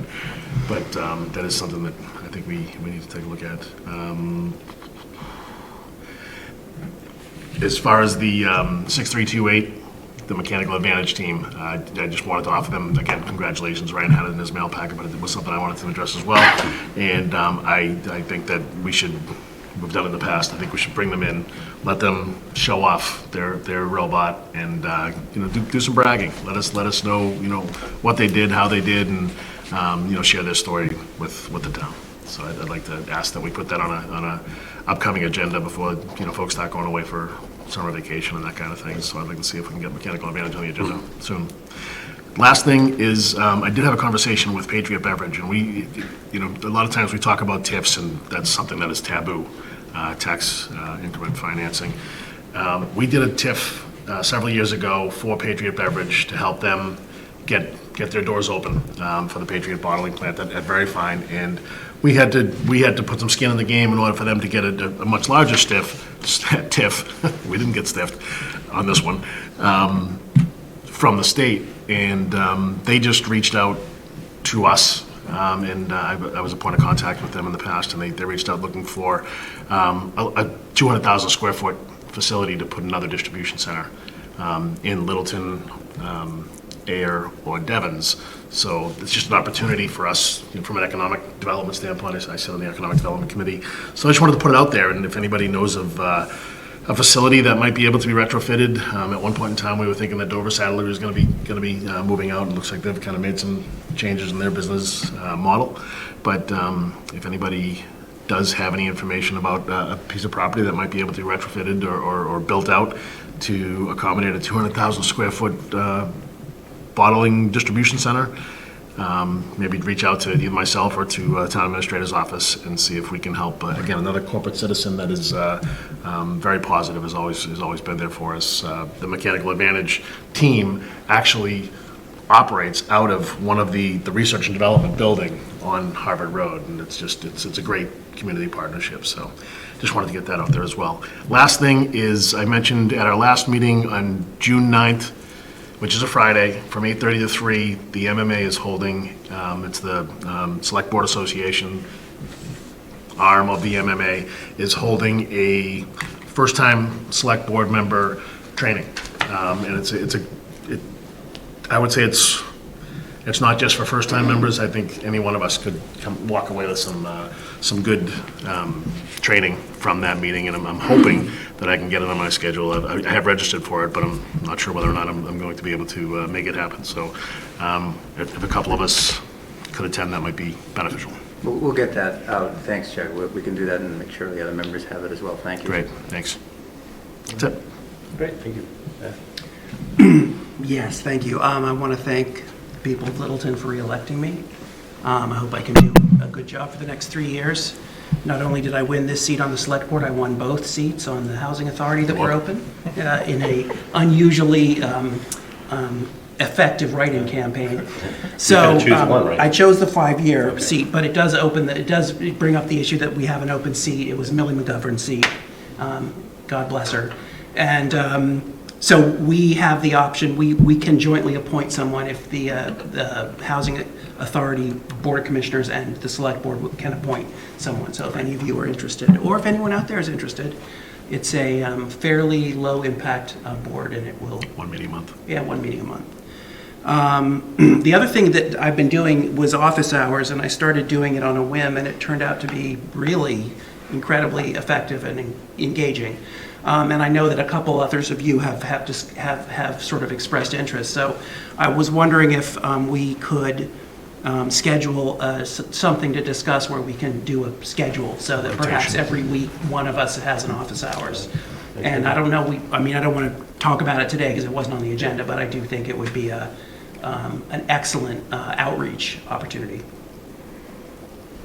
And then also I want to talk about the stipends, because I think one of the things Chase brought up that in his letter was the stipends, and I think we need to make sure that we understand exactly what we're doing about it. I know that there's mismatch between money and where the money was taken out and where we need to remove it from the budget and where the stipends are paid, but I think we need to discuss the will of the voters on that. So I don't know if we're going to talk about that tonight. Is there any? That is It is on the agenda? Okay, Okay, I can good. do some guidance. And that's all I have, so thank you. All right, Karen? Thanks very much to everyone who showed up and voted or came by and had a chat about Littleton and what's important to them. I think the more conversations we have like that, the better. And that's about all I have. Looking forward to working with all of you. Likewise. Likewise. Thank you. Let's see. If I had 10 things on here, you'd have everybody checked off about 5 or 6 of them already. I guess I first would like to thank Ms. Napoli for serving the last 6 years. It's definitely not easy, and I know, Chuck, you're the longest serving now, and it's a testament to being able to take a lot. And I know, Chase, you brought up town meeting, and someone else, you always get asked after me, how'd it go? And I go, well, it's kind of like a firing squad. It feels like at times. And I think we can work. We can definitely make it better, work to be better. And I really think the word transparent is overused, but a lot of the things that Chase brought up in his letter to us spoke to things that, honestly, I don't think this board was hiding. I think, I wasn't prepared for some of the questions that come up, so you rely on other people. And you do rely on town council. Can we even talk about things? So maybe too reliant on that, but we're going to work on it. So thank you for that input. I want to reassure the public that every board member up here is up here to make Littleton a better place. And that's, if you could kind of keep that in the back of your minds when we're holding discussions. I promise you that. We don't always agree, but we're all up here for probably the #1 reason is to make Littleton better. Dirigible, Oh, Coffee with the Jakes. Hey, I got one in. Like that I did bias. that too. Damn it. So all the select board members were present at Coffee with the Jakes. The fire department held a, boy, I don't know if it's their first, but first, yeah, that I can ever recall. So they had some donuts and coffee, and they were very well represented. We were well represented. There were some public that came in and out. It was really good to be able to sit down with some of the firefighters, paramedics, EMTs, and just talk about families and things going on and get to know them a little bit better. And so I think it's something they're going to continue to do. So keep your eye out. We'll try to publicize that as much as we can using LCTV and when they run those next events.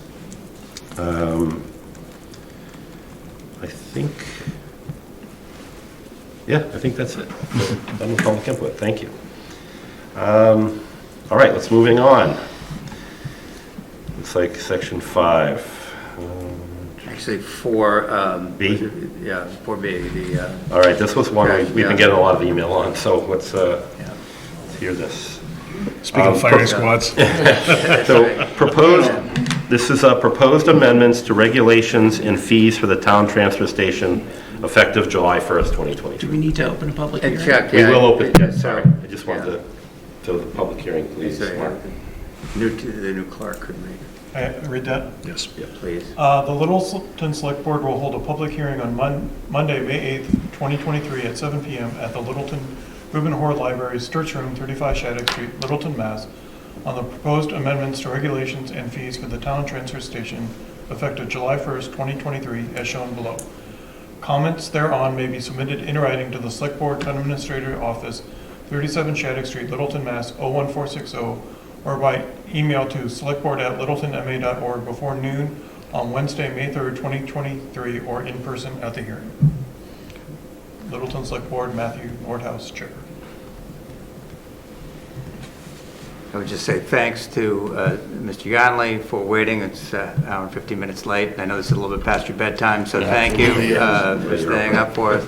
So I'd turn it over to him, and I think this is what we were looking to have up, Steve. Yep. And so turn it over to Mr. Yonley to speak to this. Great, thank you.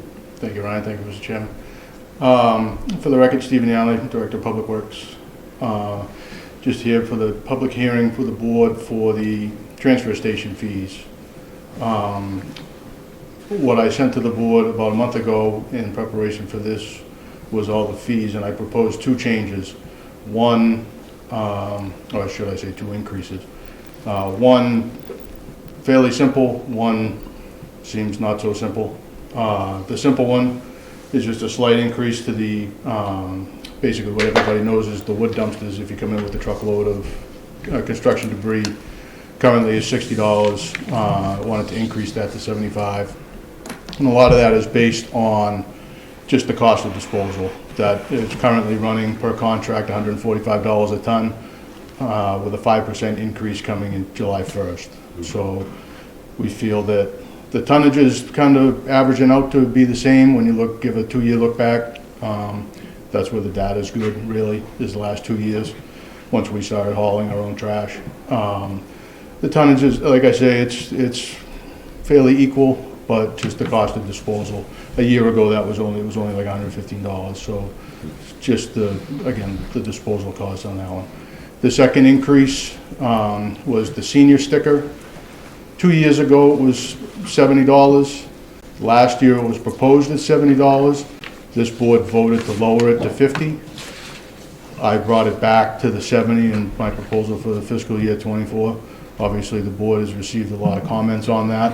I read through most of them this morning in the packet. If it is lowered, per my memo from a month ago, back to the $50, we anticipate roughly 900 senior stickers to be sold. I think currently this year, I scribbled it down on a piece of paper somewhere. 893, I believe. Yeah, we're a little over 900. 935 full-price senior stickers, so we're a little over the projected 900. Granted, there's some ebbs and flows in the sticker sales. Some people might decide they're going to a private hauler. Some people have had a private hauler for 5 years, they're no good anymore, they come back, you know. There's a little bit of ebb and flow in that. So again, it's roughly $18,000. When the board voted to lower it to $50 last year, it was the same number, obviously, the 18,000. Then the discussion, if I remember correctly from the board, was that if we ended up in the deficit, the board would recommend a free cash transfer to cover the deficit. So our numbers right now are tracking pretty good. Overall, sticker sales are, when you look at money-wise, even with the reduction to the $50, is pretty close to the projected for FY23. So again, I propose 70. We can certainly have the discussion. Other than that, the bag prices are the same, rest of the sticker prices are the same, all the recycling prices are the same, the mattresses, the, you know, car batteries, tires, bulk items, all that stuff remains the same. And included in the packet was the feedback, so we tried to conglomerate everything that came in. There were a lot of comments that were made, so the board and the public should have seen most of that feedback.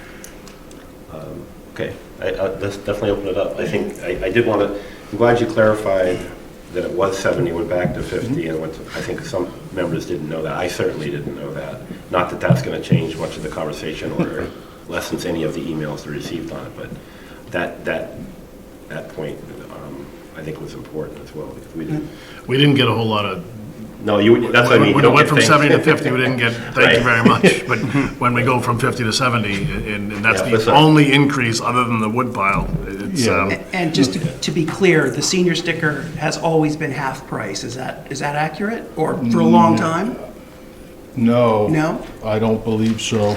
Half of what those. So I have the numbers here. So when you go back to FY19, regular sticker was 110, senior sticker was 35.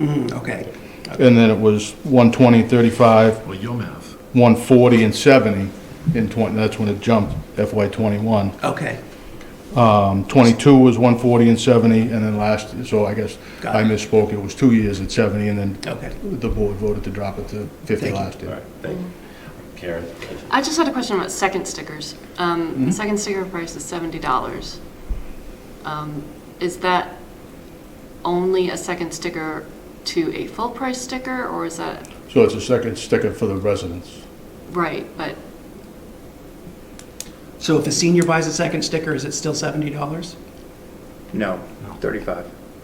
You can Yeah, kind of, I don't know if they can see the. I see. prorated full various fees, so, prorated senior various fees? the second, It's 50% of the full price sticker. yeah, Correct. And there were only 20. so, yeah, so with the senior sticker being 70, the second senior sticker was 35. Okay, and we only sold 20 of those. They did not change that last year. Okay.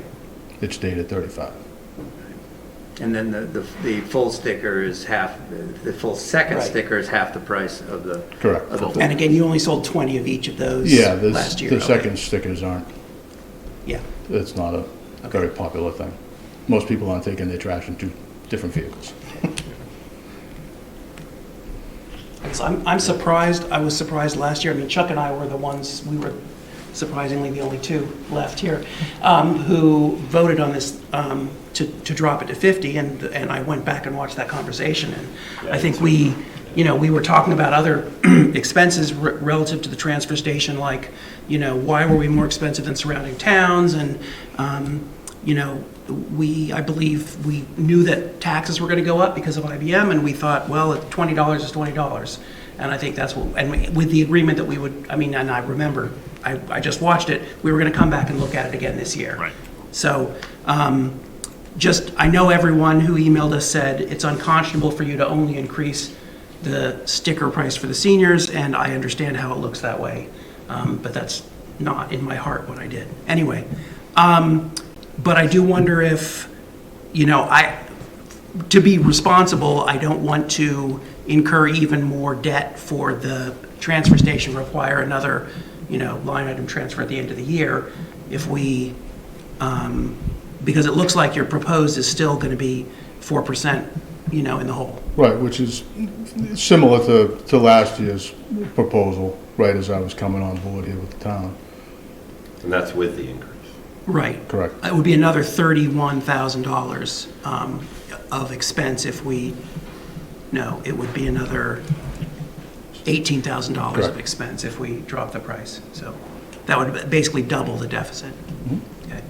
Anticipated deficit anyway. Anticipated deficit. Right? I'll jump in a little bit. Just for clarification, a senior sticker is what age? What age do you start to get the 65 and sticker? above. 65 and above. So one thing that we could potentially do It says is, 60 on the website. Is it, then, that's my fault then. Yeah, it I says think you're 60. right, yeah, I think it is 60. So one of the things we could potentially do is change the age. Right? Well, we can do just about anything, right? We can get creative in any way, shape, or form. So we could potentially change the age, and that would have some impact. It wouldn't have the full impact, but that's something we could do. We could do nothing, leave it alone, and then our budget's going to be pretty much the same as it was last year. Or we can decide to stay at the 50 or some other number. But one of the things, and Steve, you and I just kind of had an off-the-cuff conversation about the possibility of finding a source to purchase bags and have bags available through the outreach of EHS, which would help lighten the load for some folks, just like we have the fuel assistance and different other types of assistance that we have. So most of the seniors use the smaller sizes, I believe, just from getting some of the 15 gallon, right? Yeah. So that's $2.50 a bag, but that $20 can be eaten up pretty quickly at $2.50 a bag. Is it Acton? What there is? I did try to research a little bit of this. Ashley did a great job when 2 years ago trying to aggregate all this for us. But there was one of the towns gives 40 bags or something to each senior or something. I don't know. There was through a program. I'm going to tell you, looking, and I'm sorry. That's okay. Just as I looked at, it just got really confusing when I tried to look at all the other communities. It's hard. Nobody's the same. Well, everybody operates differently. Some town, like we run through the Subsidized. operating budget, some are enterprise funds, some are Yes. open 2 days a week, some have 5 people, so Yeah. there's Some of them run their own balers and Yeah, process their own glass, and right. I'm intrigued by the possible use of EHS, because if you're looking at, the $2.50 a bag, you could make up that $20 fee really quick. That's true, actually. Just by offering, utilizing maybe a program through there where we can do this. Almost like But the anyway, tread funding. It's not going to help us right now, but I'm just trying to. We need to look at some sort of mechanism, and you and I talked about sitting down and kind of hammer it out a little bit and trying to find ways to make it happen. So I wasn't on when you guys voted last year to reduce the fees. I'm not in favor of keeping the fees lower. I understand, and running a larger deficit. The deficit is what bothers me, not the cost, right? And we shouldn't be running a deficit, period. This should be more or less an enterprise. To Chuck's point on what we could do, I would suggest if we want to do something like bags, we up the regular price to $150, take the $10 difference, give it to EHS and say, means test, buy bags, right? For seniors that they can come in and do like the tread relief or something like that. So That would be $7,000 for bags. $7,000 that the non-seniors are supporting the seniors for bags. We'll still be 11.7 light. Yeah. But it's a way And to I test also it. think we need to re-look at, the hours that we're open. That's the other way we save money is, do we really, I don't know if we ever have tracked how many people are there, what hours on what days. And if for years we weren't open on Wednesdays, and then all of a sudden we were. But I don't know. I drive by there all the time. It's not too far from my house. It doesn't usually seem very busy, so. So, just a comment to that, it's probably been 7-8 years it's been open on Wednesday. It's probably still gonna get the same amount of trash, it's just coming Tuesday, Thursday, and Saturday. And then my 2 employees up there are under contract for so many hours a week. So Yeah, I Either reopen understand that part, negotiate, but you but- also just but presented, I don't think you're gonna save anything, honestly, unless I could cut the salaries. can you reutilize those employees on your 3 vacancies? Well, I'd have to, It would be I'd have to changing get into work the conditions, contract. that's a whole 'cause collective bargaining they're- situation. Yeah, It's- they're specific transfer station employees. So, again, either way, I'd have to sit down at the table with the union. I mean, I think that a little bit of research, I think we need, Yeah. that's nothing we can probably do tonight, but maybe research going down the road, seeing what that value is. You know, what is that number? Because this isn't going to change, it's going to continuously go up. We're going to keep this creep isn't going to reverse itself.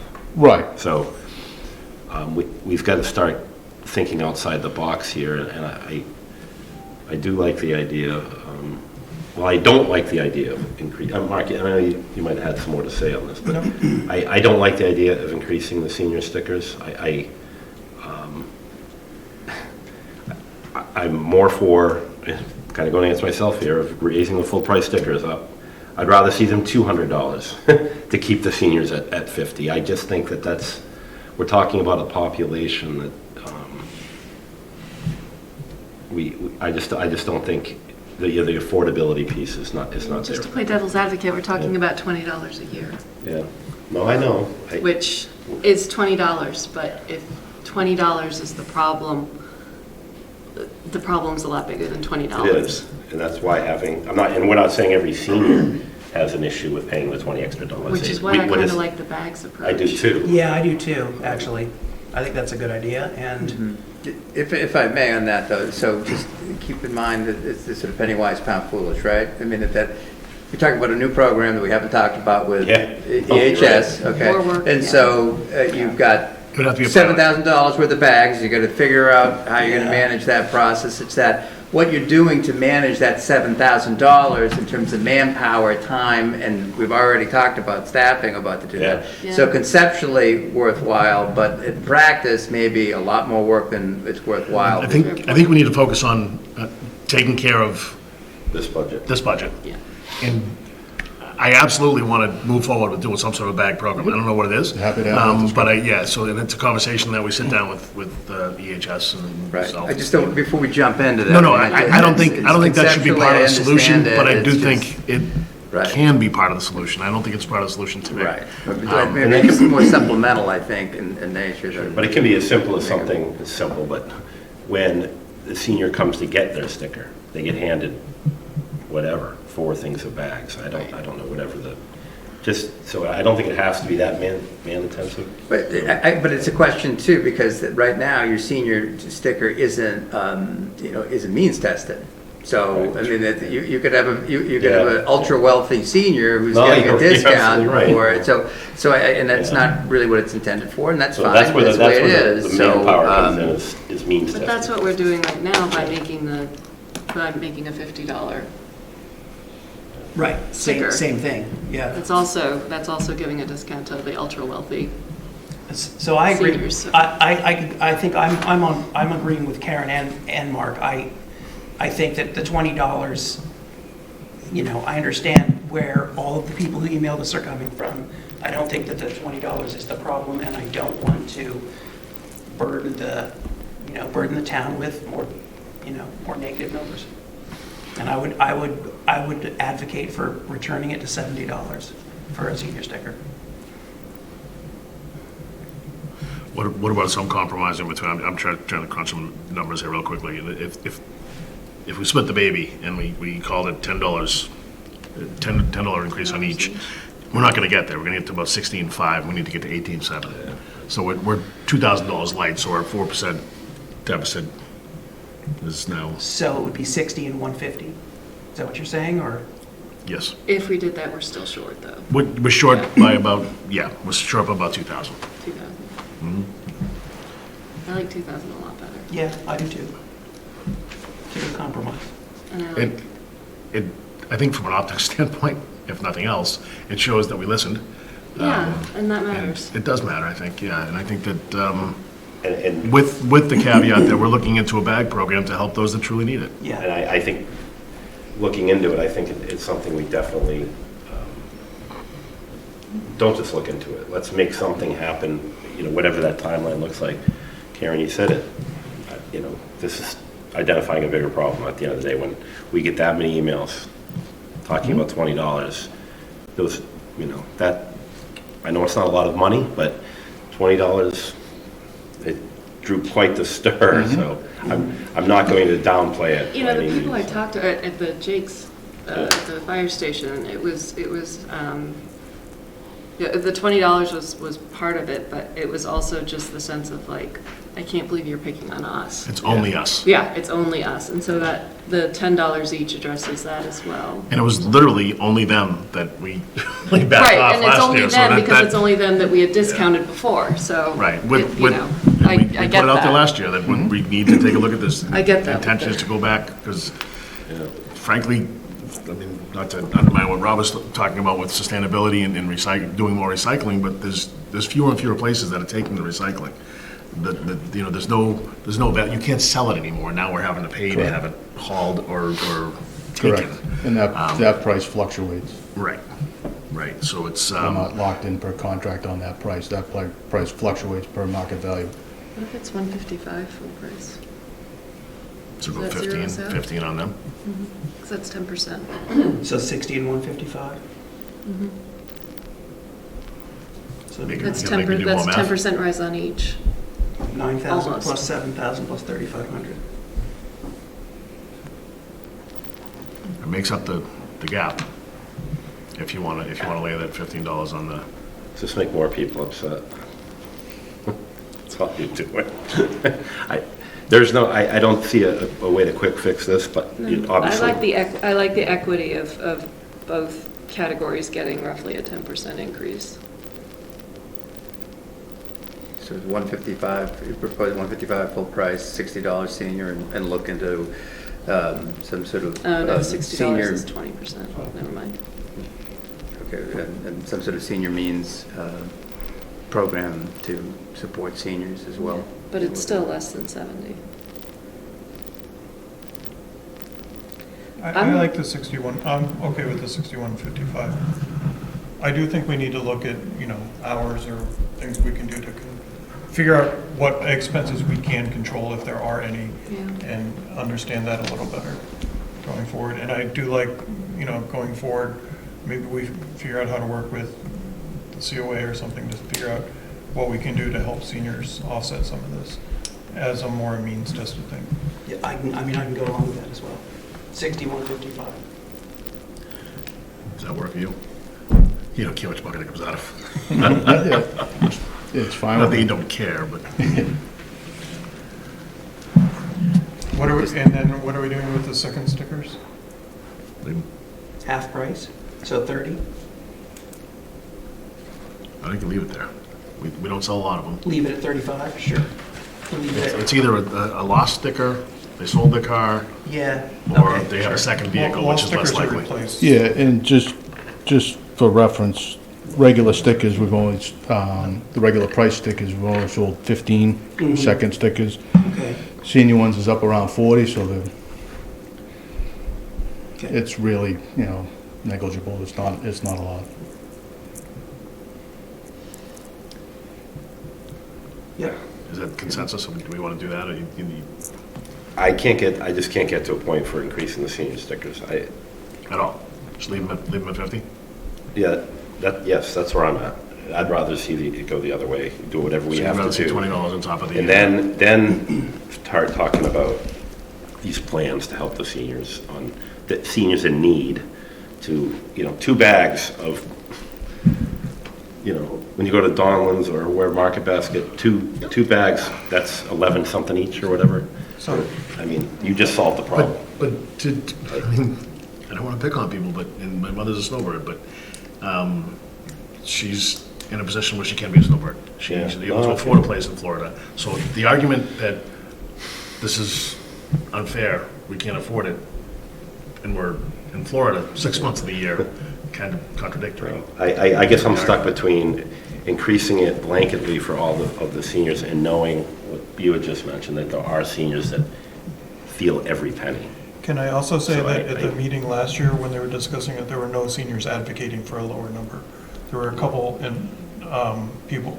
We just did it. We thought it was Yeah. the right thing to do, so we just did it. And if seniors are seriously in need, there are definitely programs in town to help them with $10 in other ways. So I think we should do 60 and 155. Everybody it's a little more painful for everybody, but I don't think we're picking on anyone specifically.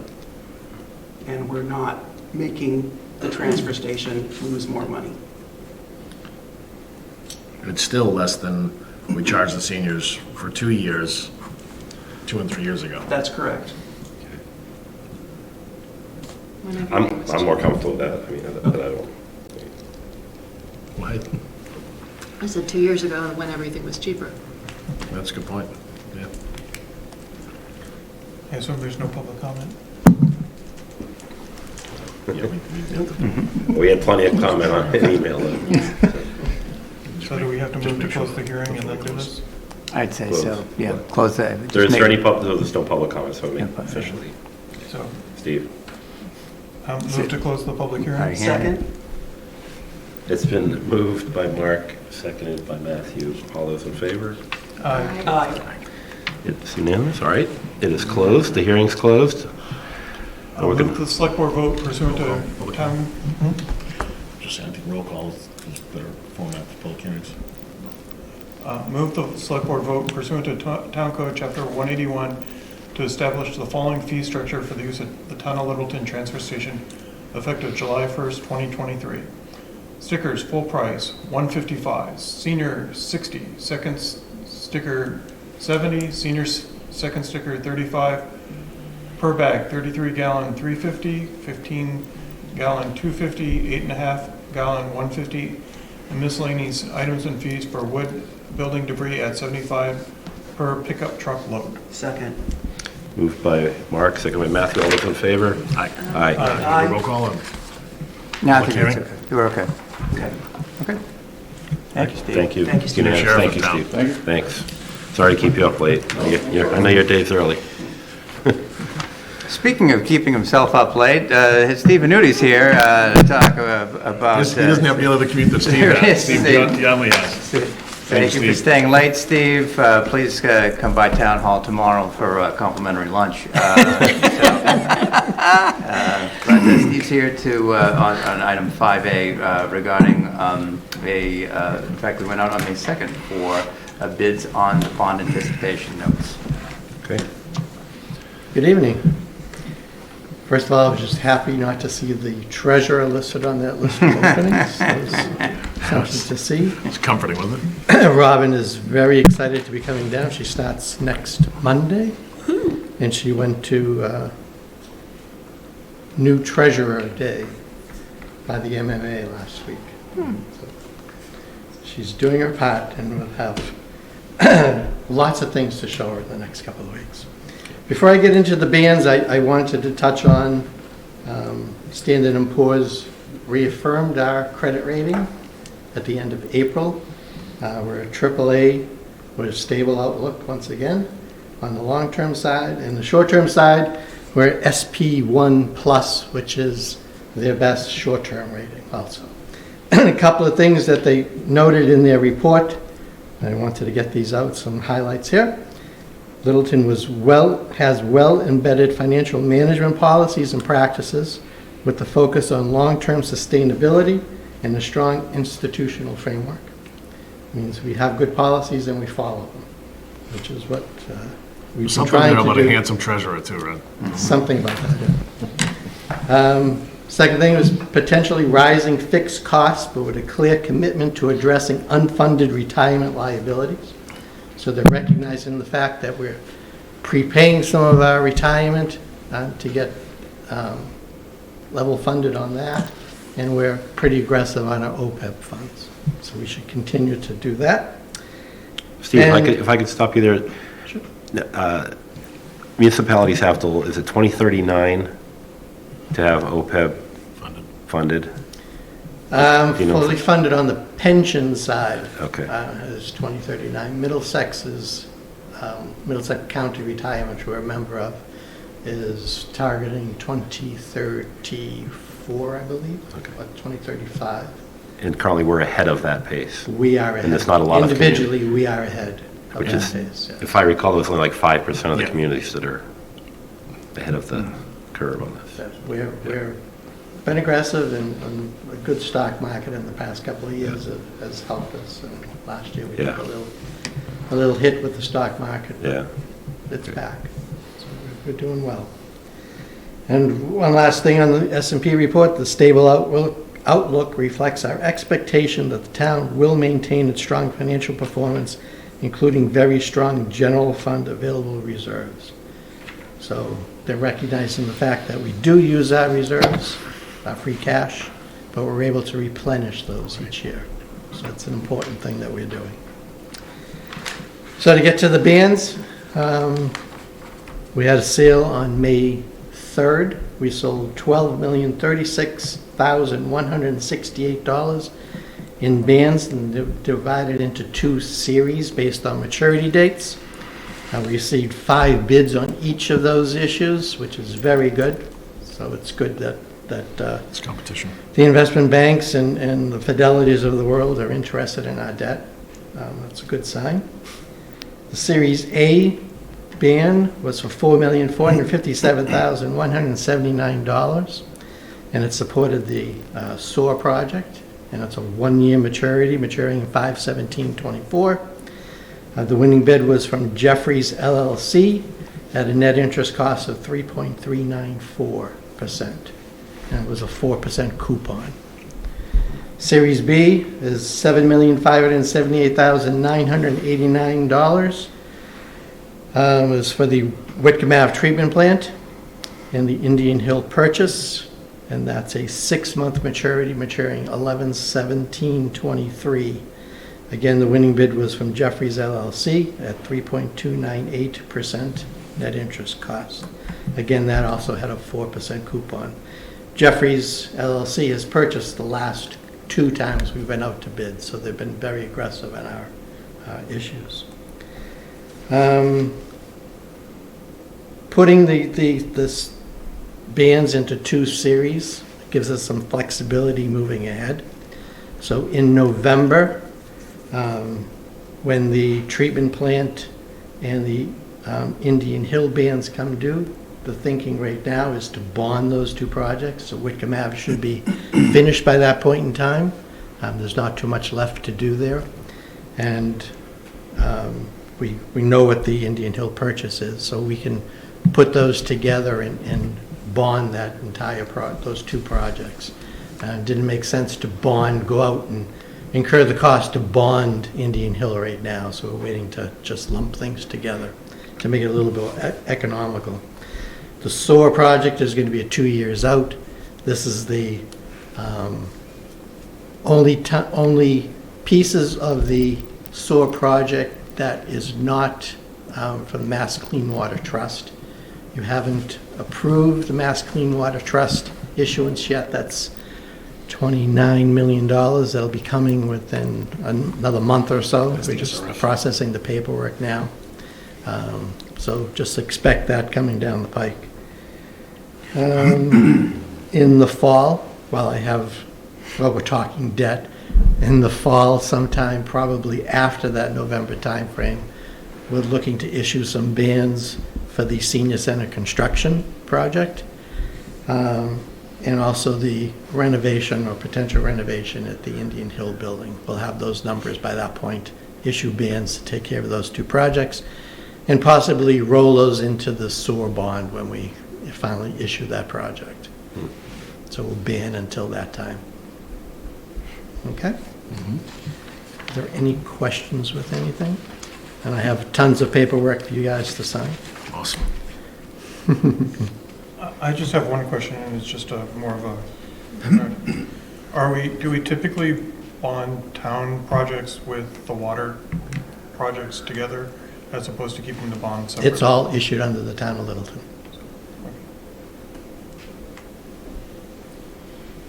I was just wondering, because it seems like it would be harder to track what the taxpayers owe versus the ratepayers owe.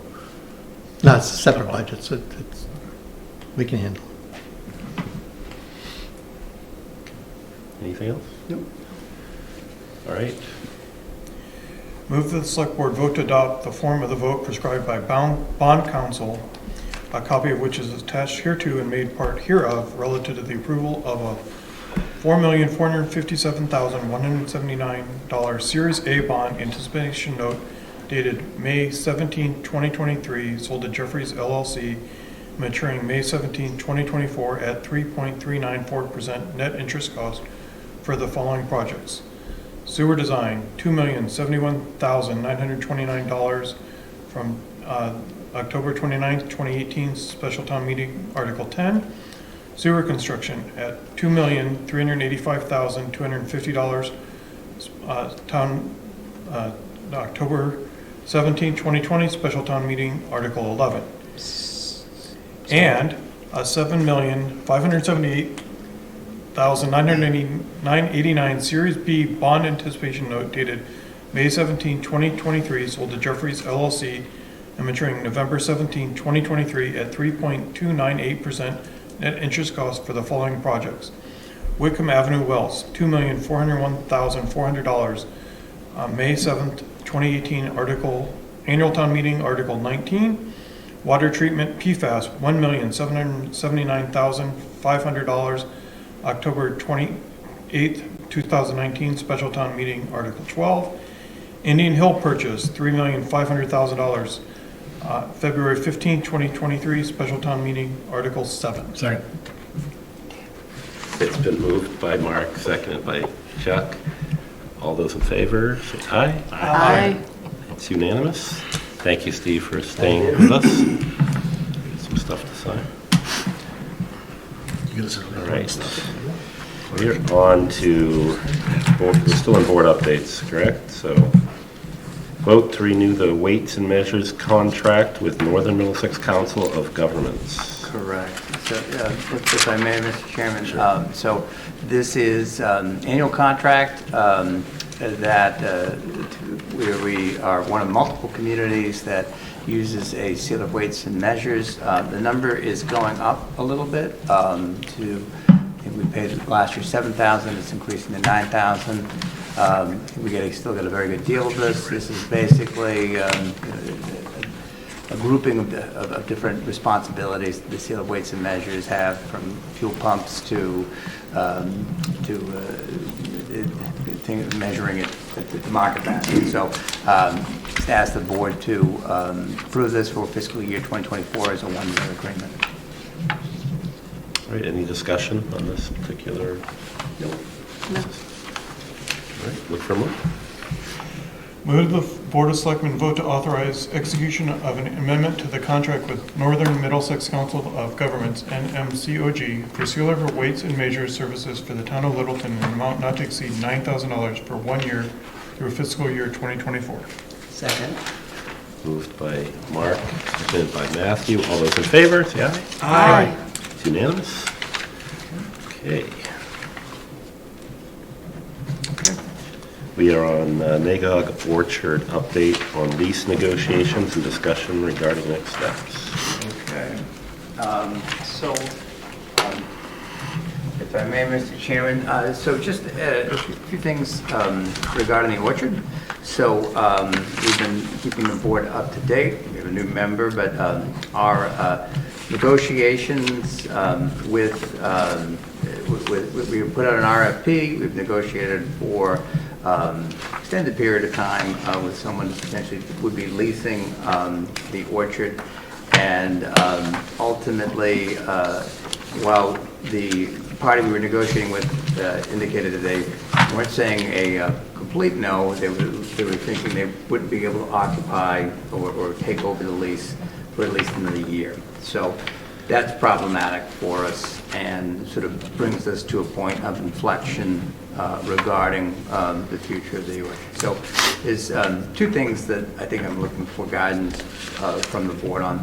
First is short term, the fact that it is springtime, sunshine is out, and then April showers are over. We're going to be having some growth at the orchard. We have to be able to maintain that. So for the immediate term, the question to the board would be whether or not we want to reinstitute some sort of work crew, similar to what we had in place last year. Roughly speaking, the burn rate there was about $7,000 a month to keep that group going. We may need to tweak that a little bit to maintain what's done there, and basically make it so that the property does not become overgrown. So that's one option for the short term. I don't know if we really have much of a choice, honestly. We have bought a lot of the equipment for it, so I think we're better prepared to be able to handle it in the short term, but that's something that I'd like some guidance from the board on. And then longer term, and I'd probably look to Mark because he was on the group that was helping negotiate this that agreement. You know what the board wants to do. We've come down the road with the lease, and we've worked in good faith to try to get to that. I think there's a question to the board about what we have in mind for the long-term future of the orchard. And I think it's probably an appropriate time for the board to consider the possibility of selling the property. If we were to do that, I would encourage that we maintain the current use and that it be sold with restrictions so that it remains in its current agricultural focus and that it still is retained as an orchard. If we were to do such a thing, we would be able to, under Massachusetts Chapter 30B, have a request for proposals, develop a committee that could review the different options that are being proposed. You may actually have the current party that was negotiating with us actually be willing to move forward with it, because then they would have skin in the game, if you will, if they own the property, and I think would help our chances of moving forward with it. But I think the clear message from the taxpayers is that they purchased this property with the intent of retaining it as an orchard. I think the board can still do that with the proper restrictions. But also note there are some of the property was built with or purchased with federal and state funds, so there may be a possibility that we may need to give a right of first refusal to the state and the federal government potentially on this. So it's something, there's more research we need to do as to how we would go about selling the parcel. But I think with the appropriate guardrails, I think the town can still get to the same point with this, but we can get out of the business of being landlords, which, as Mr. Rombacher continually reminds me how terrible we are at it. So I don't have a complex. I think it's something to be honest about, and I think it's important that the new board and a fresh set of eyes that we think about, what that might mean for us. So, so those are my questions to you. Short term, taking care of the property, and long term, what you want to do with this parcel. It's unfortunate that we've reached this point. Again, I think Mark can speak to this, that we have been working in good faith thinking we were going to reach a settlement, but ultimately that was not the case. So with that, I turn it back over to you, Mr. Chair, as to how I'd like to proceed. Thank you for that. So I'll definitely have some discussion on this. The short term and long term are definitely different. Can we take them separate? Yeah, I think the short term, I drove by there today. It's ready for that first mowing right now. So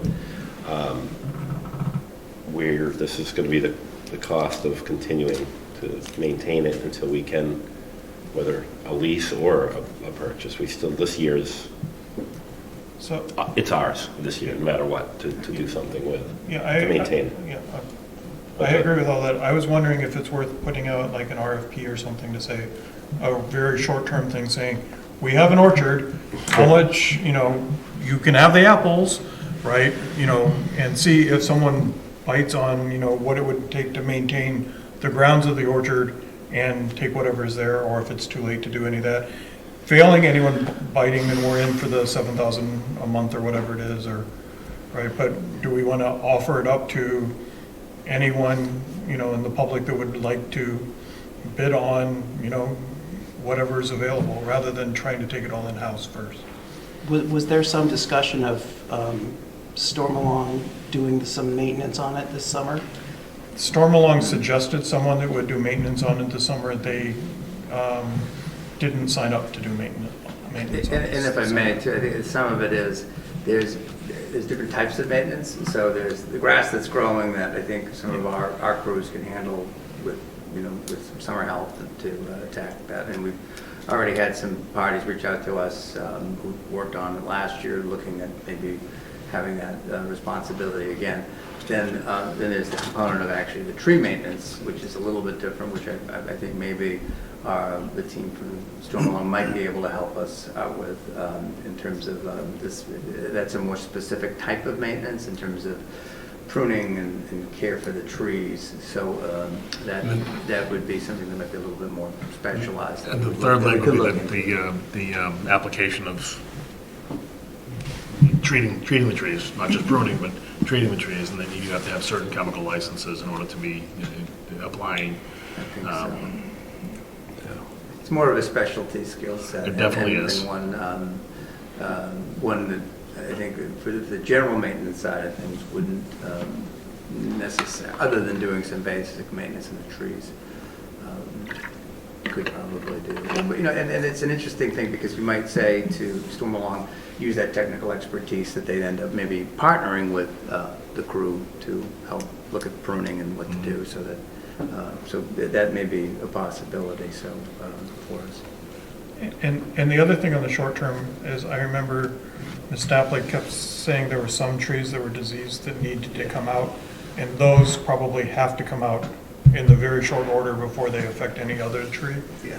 Right, so I don't know which trees they were. We kept talking about going over there and looking and, rounding up a crew with chainsaws and taking them out, but that's probably something we should be working on sooner rather than later, so that whatever the blight is on them doesn't affect anything that's left.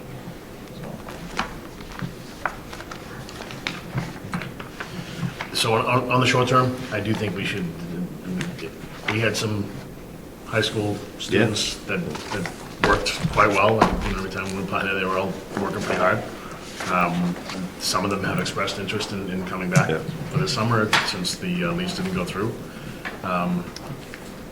Steve. I don't know that we need as many bodies as we had last summer, because now they kind of know the lay of the land, and they have the equipment, and they don't have to do the cleanup of all the Correct. debris. Yeah, well, exactly. or not as much. Right. Yeah. Right. There has been some pruning that's happened since they were out there, but you're right. I think that after that first cut, they're going to be able to just map out a route and just mow. Yeah. Mow and weed whack. I'm not sure we're going to get any responses to an RFP for mowing in exchange for apples, That's fine. Although Pat O'Donohue is... Nobody knows any philanthropists to help us out here. No. That level. So I think it sounds like we need to move forward with A maintenance we plan. need to move forward with a for maintenance sure, plan you know. that we pay for. We hire people and pay them through either Parks and Rec or DPW. But I assume Tim would, if Tim is willing. Yeah. He did a great job last summer. He understands what needs to be done. So two things are going to happen. Is as we creep into fall, we're going to maintain this the best we can. Get into the fall.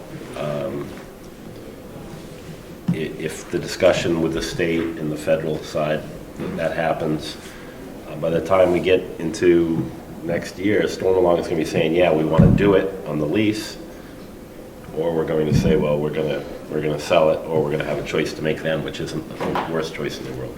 And potentially it could be sold to Stormalong. They'd be a likely suitor under that circumstance. So Yeah, we need to do that investigation, though. We need to make sure that is the, kind of the will of the people, and that is the, there's no... Right, because there's a lot of different pieces to that property that we learned, right? And I don't know if that includes that entire... Well, I don't think we can sell without a town meeting vote. Right. So I'm sure we can. We'll know the will of the people. And it's going to be a patchwork of different ways to convey those lands to Stormwall. Well, let's say there's one buyer. Some of them are going to be town meeting votes, some of them the town can sell, some of them have other restrictions that we probably can't sell, or who knows what, you know. And the restrictions are actually agricultural, not necessarily specifically apple orchard or stone fruit. So there's more to it than. Right. And then there's the question too, how do you structure that, right? Do you say, is it you know, depending on how you want to structure the RFP, do you say, oh, this can only be apples, this can be something else? So there's more work that needs to be done. But it's a question, it's a broader, sort of higher level question of whether or not, you know, what we want to do with the orchard. I think that there are protections that we can put in place, because my presumption is the town meeting purchased the orchard with the intention of trying to continue on, you know, in that use. I think So that's the spirit, Sure. at least if we're I think talking so. about selling it, that we would want to continue to move along with. Well, It's as a just fruit farm, for sure, of some kind, yeah. It's an absolutely beautiful parcel. You know, it looks over the lake, it's got the rolling hills, and after spending a lot of time over at the Arboretum in Acton, and with Stormalong kind of falling through, you and I had some conversations about this, and you know, maybe we got lemons from Stormalong. Maybe it's an opportunity for us to make lemonade and kind of rejigger our thinking here and think, well, what else could we use this for? We get dinged from time to time, like, we need open space. How do we preserve open space? Well, maybe we kind of recreate some of this space, and not all of it's an orchard, and maybe we can partner with somebody like a Sudbury Valley Trustees or some other entity, or you're a big philanthropist, you know, that's going to build the Wilson Aquatic Center. But I mean, how wonderful would it be to have hiking trails all around that entire property, all the way down towards the lake, and you know, where we would retain, even if Stormalong did come down the line, but we'd retain some hiking or some ability to Cross-country skiing around. I think it's such a diamond in the rough that I think that maybe there are some other opportunities beyond. We don't know how to run an orchard. We don't know how to be landlords. Stormalong's not coming down the road right now. But maybe there are some other opportunities for us to do something there. And I think, you know, just again, looking at the Acton Arboretum, it's such a beautiful, there's all different types of space. There's swampland, there's orchard space. I mean, there's a lot of different. And Chuck, you raised a good point. It doesn't necessarily have to be viewed as a monolith. It could be, you know, some components of it could address some of the other, you know, needs that we have in the community. Right. I think we'd have to, you know, legally we'd have to look at, okay, it was purchased for this is what we can do with it. If we need it freed up, or if we had a plan to do other things with it, you know, we could examine that. But it's a question, again, big picture, again, what's the board's intention? We can put all those things into the mix in terms of what we, you know, where it goes in the future. But I thought Stormalong was, at least in essence, interested in renegotiating and discussing the lease again next Staying in the year. conversation. Is that correct? That's what they've indicated. Okay, so. But at the rate that A lot can everything was change in a year, moving, too. So. I mean, right up until the lease, they said, no, we thought they were going to sign on the dotted line, so. Okay, so do we pursue this? I mean, I guess I gotta say, a little skittish about selling it. I think losing that, I understand we can put guardrails in place, but, you know, guardrails are, you know, you can drive a large truck through them if you try hard enough. And it does make me a little nervous. So understanding that I don't want the town to be a landlord, and I do want that to be a useful, productive piece of property, maybe that's the only solution. So maybe we need to like at least start the process.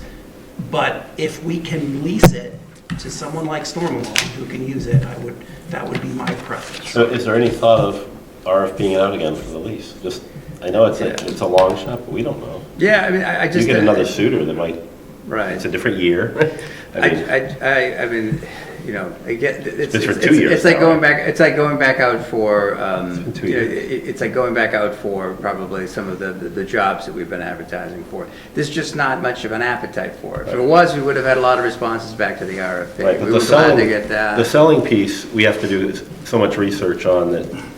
The lease part, I'm just thinking, for the town and town meeting, I think the preference, if I get a feel, if I'm reading the town right, will probably be, yeah, we would love just to keep it an orchard and still own it and lease it and have some control. I think here's the distinction, is that one of the things we learned from going through, and the reason why we had to set up the lease the way that it was, is that we're basically, Mass General Law is saying that you need to, whoever rents the property has to pay taxes.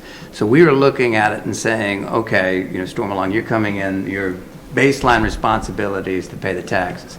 And Storm Along looked at that and said, okay, well, we still don't know with all the investments that we have to put into the facilities there and the fields, whether it would be worthwhile for us to do that.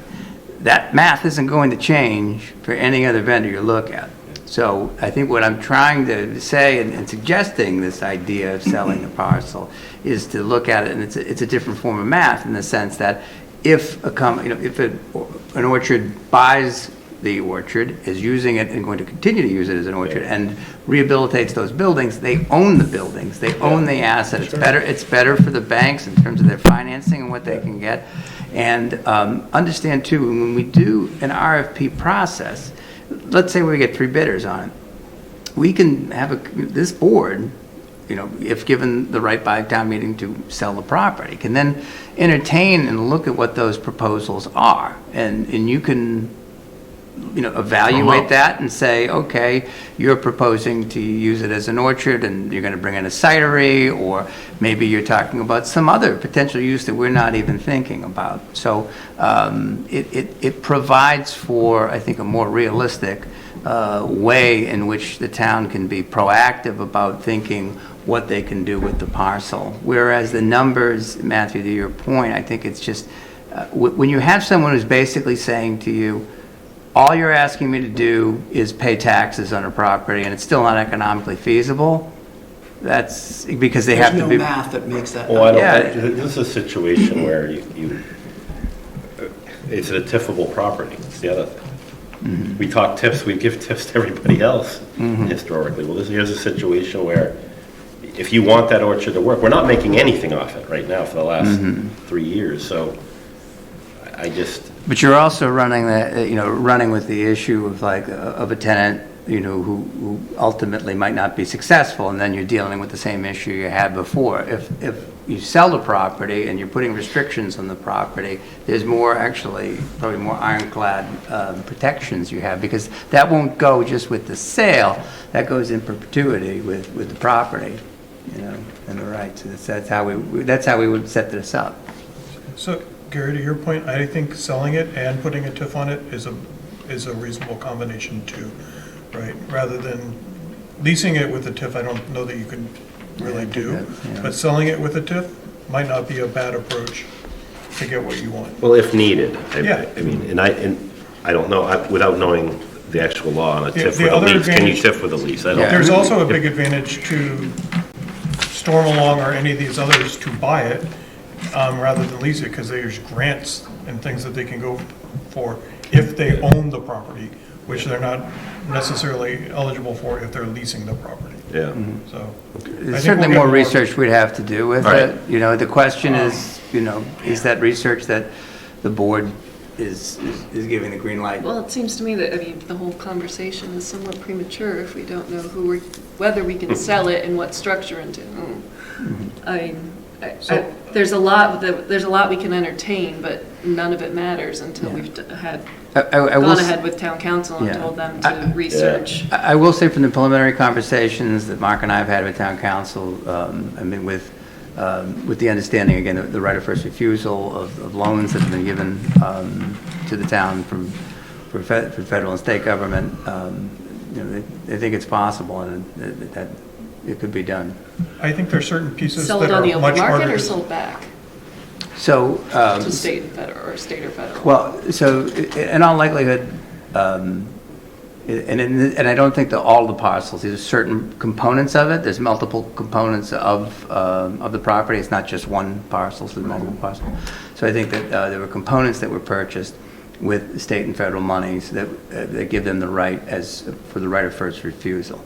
Now, partially the reason they want that is that it continues on as an orchard. So if the argument we're making back to them is to say, well, we want to continue to have it be used as an orchard, that is our plan, and, then that may allow them to then say, okay, well, that's fine, because that's when we have our protection. But, if we can go past that hurdle, then, in terms of what other structures we put in terms of agricultural restriction, and have it, again. And does it have to be sold as one piece? In other words, if the town said, we want to keep that place down by NACO.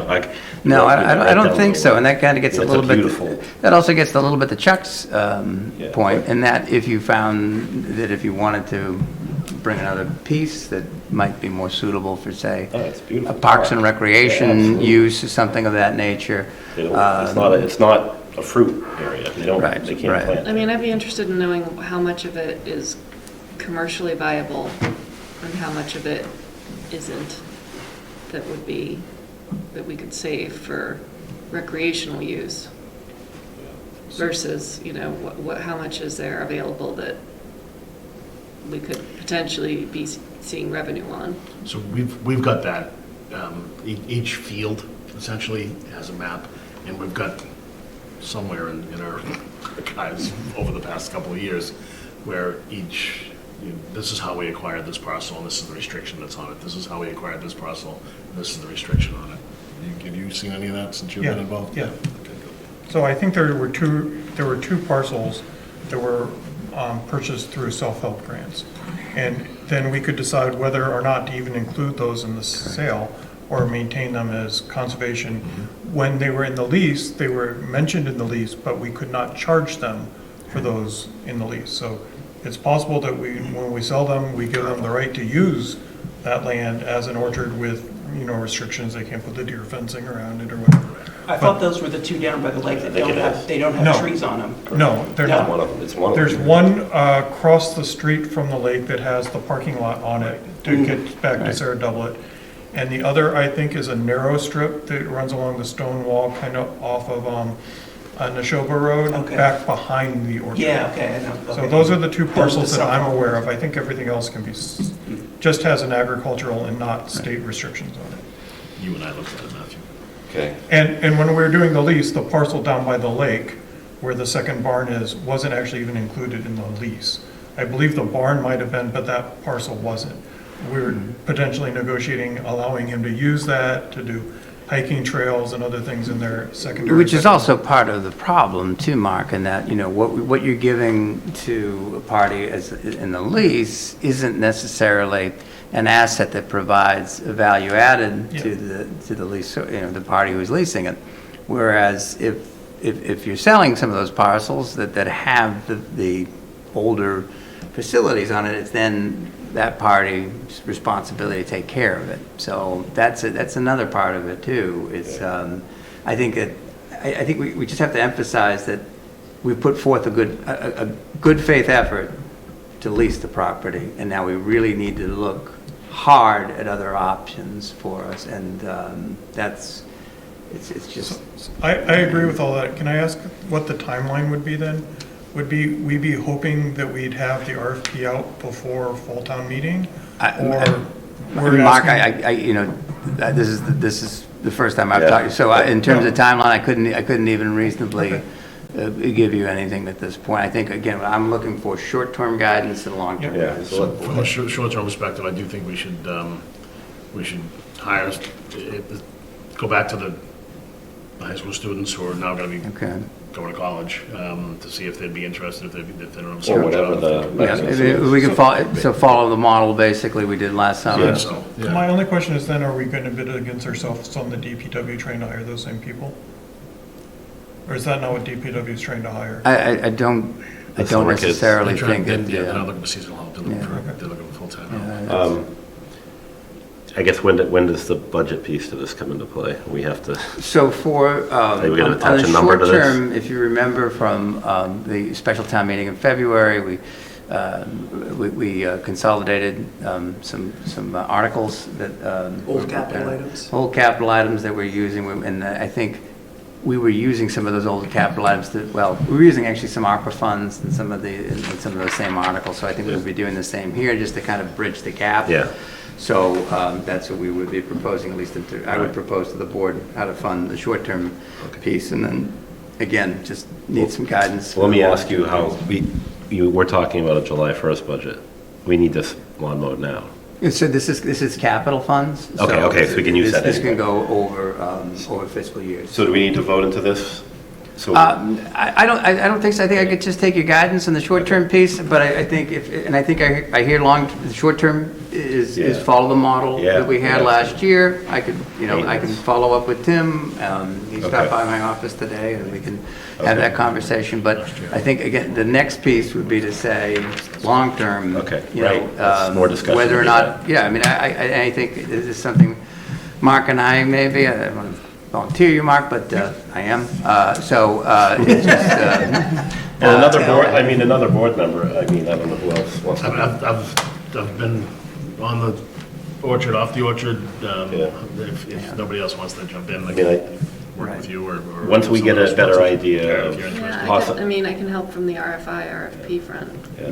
Right. And again, this doesn't necessarily lock us into anything. It's just really more of understanding that if we were to go down this route, what that might entail. And one of the things we have to be, we would have to account for with the state and the federal side of things. Okay. And so, and then just keep the board informed. So I'd love to issue an RFI and see what nonprofits would be interested in the land and what they would want to do with it if they could buy it. We would have to determine, is our overarching goal to have this, to expand our commercial base, with the orchard or to not? I don't think so. I think our overarching goal is to make sure that the orchard is maintained. Conservation, more than anything else. Why we have. And Karen, if I could, to that point, one of the things that I think, at least for myself, and Mark, you can speak for yourself, that people aren't getting into the orchard business to make a profit. So, it's kind of a bit of a dying art. One of the things that we've learned is that to be able to make it work, you have to be able to have... and all the other stuff. Right. Well, you have to have some of the other aspects. You have to have a cider tasting room. You need to have a retail component, and all of that, which is a possibility, for whomever buys the property. But, when you put the purchase, if you were to make the property available, then you would be looking at potentially some of the nonprofits out there that could be looking to purchase it, and, they may want to sublease it. I don't know, but we would, if we were to do that, we would then have the power under the request for proposals to evaluate those proposals and determine what is in our best interest to move forward. All right, so let's deal with the short term of the maintenance plan that we used last year and lessons learned. If there was... One other question before we move on. The plan for the house, short term, is to do nothing? At this point, if, in terms of what else we would have to do to it. It would really seal up windows. I know there's some broken windows. Those are the type of things. And they did a lot of maintenance last year, cleaning out. Well, now a couple of those hours can maybe be put into plasticking the windows even. I don't even know. Some of the broken ones. All right. So the short-term plan for the house is just to weatherproof it? And that's all we want? Just mothball it, I would suggest. I'm fine with that. I just want to make sure we're not what we were doing. So. Let's make sure we do it. Yeah. Okay. So, Karen, if you have interest in getting involved with Mark on this, by all means. If not, I'll jump in. So I don't even think we have to decide today. It's just... You can do it. You're in. Put me in, Coach. All right. So I would just propose to then follow up with town council. We've already kind of started the conversation with, to then, look into... For the longer term, yes, the sale of it. And these two will probably collide somewhere around winter, when Stormalong may be wanting a decision. They might even be, like you said, part of the purchase side of it, or they're still there for the lease side of it. If the purchase thing doesn't seem like it's going to make sense. It all comes back down to economics. Does it make sense for anybody who's looking to invest in, say, the barn or the house? Absolutely. And, knowing that then is an asset that has to be turned back over to the town at some point, even if it's a long-term lease. So, that's fine. I think I have my guidance. And I'm a broken record with this, but the Selbrd Tech looks for projects. So if there are any projects that they could potentially Yeah, and use. It's part of their training, and they, yeah. And Chuck, that might be a project like of scope-wise, that maybe that Versus any works-wise, that they maybe work it. So did you want to give them a call? I'm on it. I like how you just did that. That was well played, Ryan. I really am just using the board here. It's getting late. What do you need from Maybe us, getting Ryan? a bit punchy. What do you need for a motion? Did you call it Geppetto? Right. No, I don't think I do. I think with this conversation, I think I'm fine. I think I've given the board's given me direction in the short term and all. Okay. So thank you. That's good. So that's the orchard discussion. Okay. Just All right. to reach back really quick, are you going to reach out to the other boards regarding the town administrator search? Yeah. Okay, I just want to make sure. Absolutely. All right. That's absolutely. Yeah, Okay. to get that going, sure. Let's move on to the last thing on our agenda, which Sure. is the post-town meeting review and discussion. Sure, okay.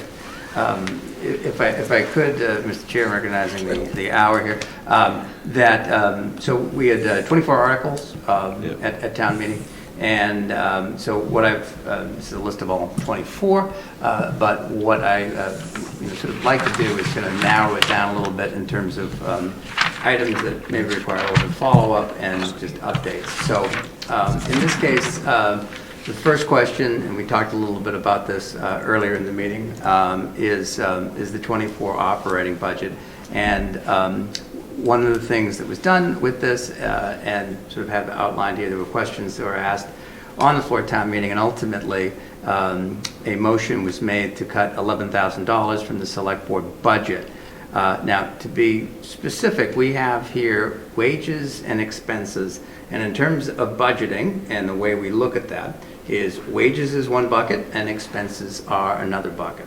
So the stipends that board members are paid out typically annually in July at the beginning of the fiscal year, and it's $2,000 to each member for a total of $8,000 and $2,500 for the chairperson. So that totals $10,500. So the cut that was proposed to the expense line item, because if you remember there was some conversation about where that went, that ultimately the cut was made to the expense line item. Now what you see here is sort of a proposal as to how we would come up with that number. The $7,000 in the $7,000 piece had already been there in terms of a change. So the items that make up the $11,000 cut would be a $4,000 adjustment to select board other services, a $3,000 adjustment to the travel budget, and a $4,000 reduction to the select board dues and subscriptions. So the question to the board is, this is what this reflects is the vote that was taken at town meeting. That was an $11,000 cut to the select board expense line item. We have done that. The question to the board is that it would seem, I think to most people, that the intention was to cut $11,000 from your wages line item, which is the $14,000 item above. So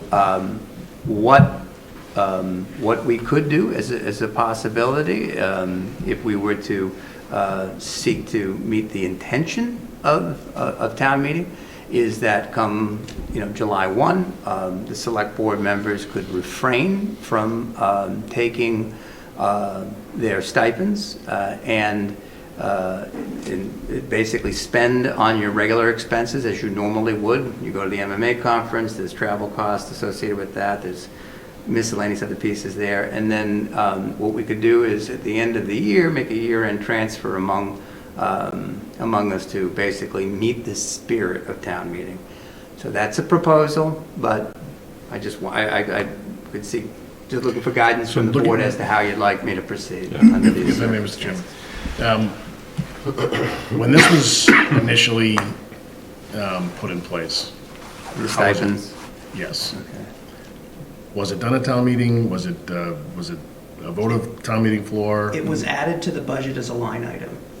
There was no article that specified stipends. It was in 2020, the one we had at the Alumni Field, and there was, Right. we simply added it to the budget, and someone did make a motion to remove it from the budget, which failed at that town meeting.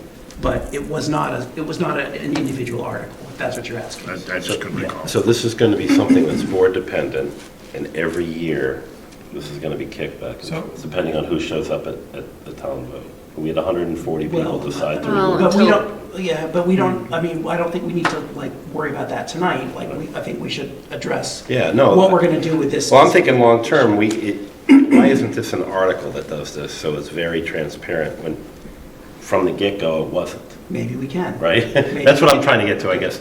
So you slip in a town, we just kind of do it, and hopefully nobody sees it, is that what happened? Well, I mean, I don't know where somebody saw it, obviously. Typically, when you go through a budget process, it takes multiple months, people provide that feedback. If, Matthew, is what you're saying, that there was an amendment made on the floor? No, I remember it was an article, it was part of the budget, it was put into So the it's part- budget. okay, so it was The part of budget that. was voted on, and that line item was in there, multiple discussions at select board Okay, meetings. thank you. That's exactly I wasn't right. privy to the history. Yeah, So this was part of the budget process when it was put in 2020, so. But it doesn't show up, like, on the budget handout that went out last Monday, for last Monday's meeting, it didn't say Stipends. $10,500 select board No, stipends. it's hourly It just was wage. under hourly wages. Right.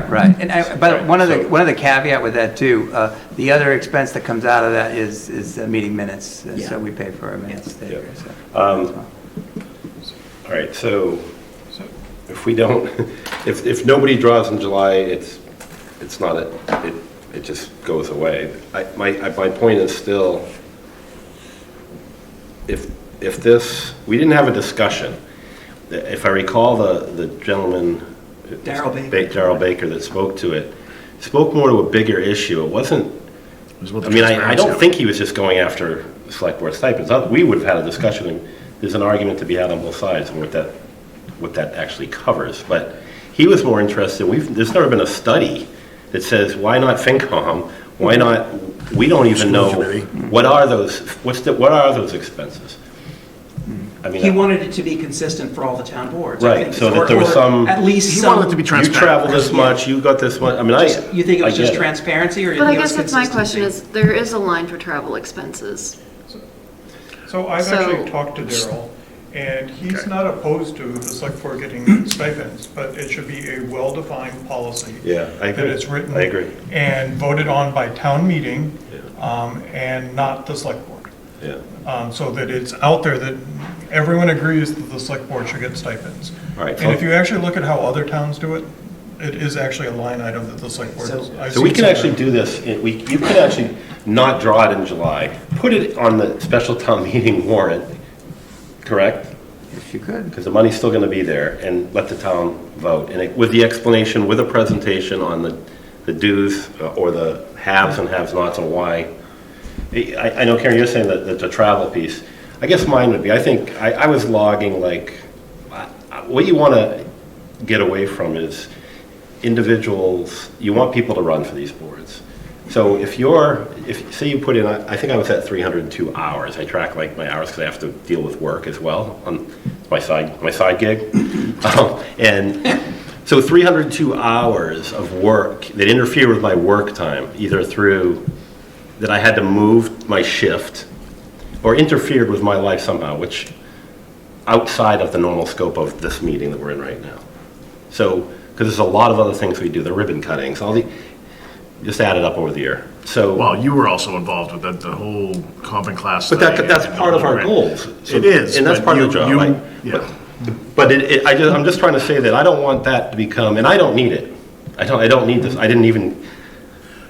I was running. None of us regardless. ran for it. I mean, I've been there for 9 years. The point is, It wasn't there if somebody that isn't in that situation isn't going to run, because no way I can give up 340 hours of my time outside of the meetings.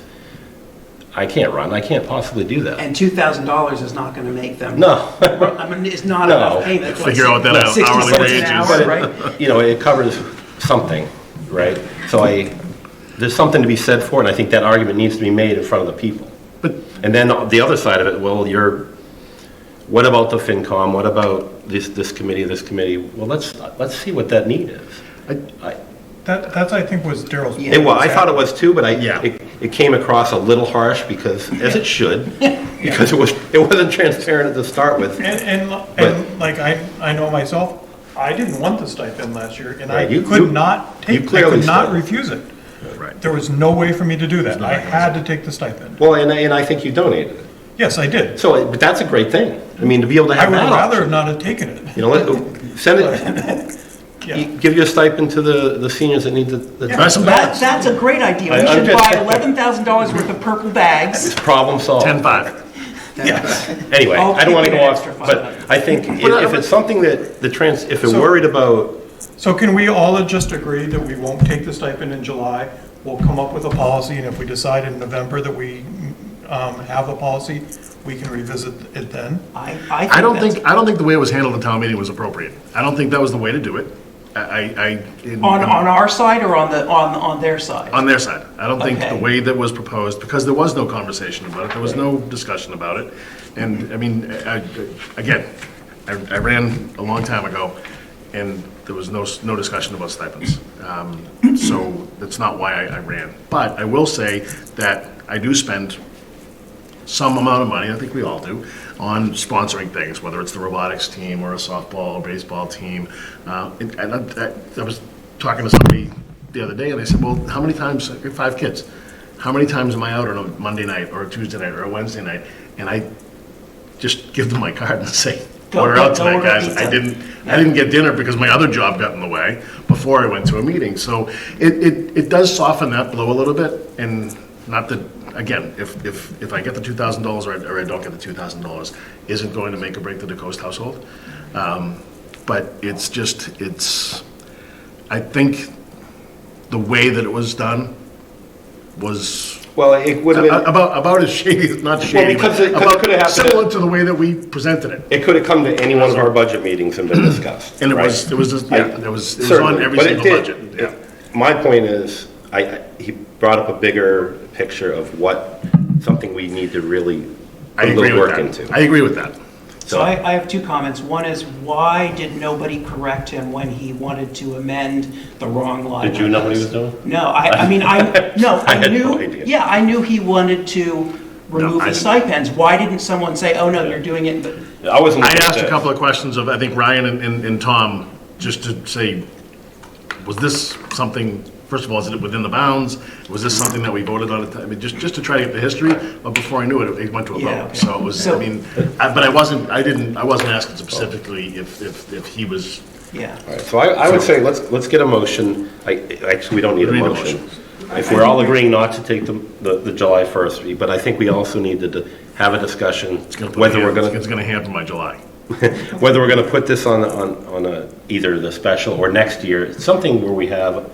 The special will give you the opportunity to revisit it. If it's the spirit of what I think Darrell wanted, then, I mean, you come back with something. You just have the question becomes, what do you want to come back with? And Darrell is awesome at policy, so I'm sure he would help. Yeah, Well, he just sounds like he just volunteered. And what those statutory, volunteer. it's really a statutory board.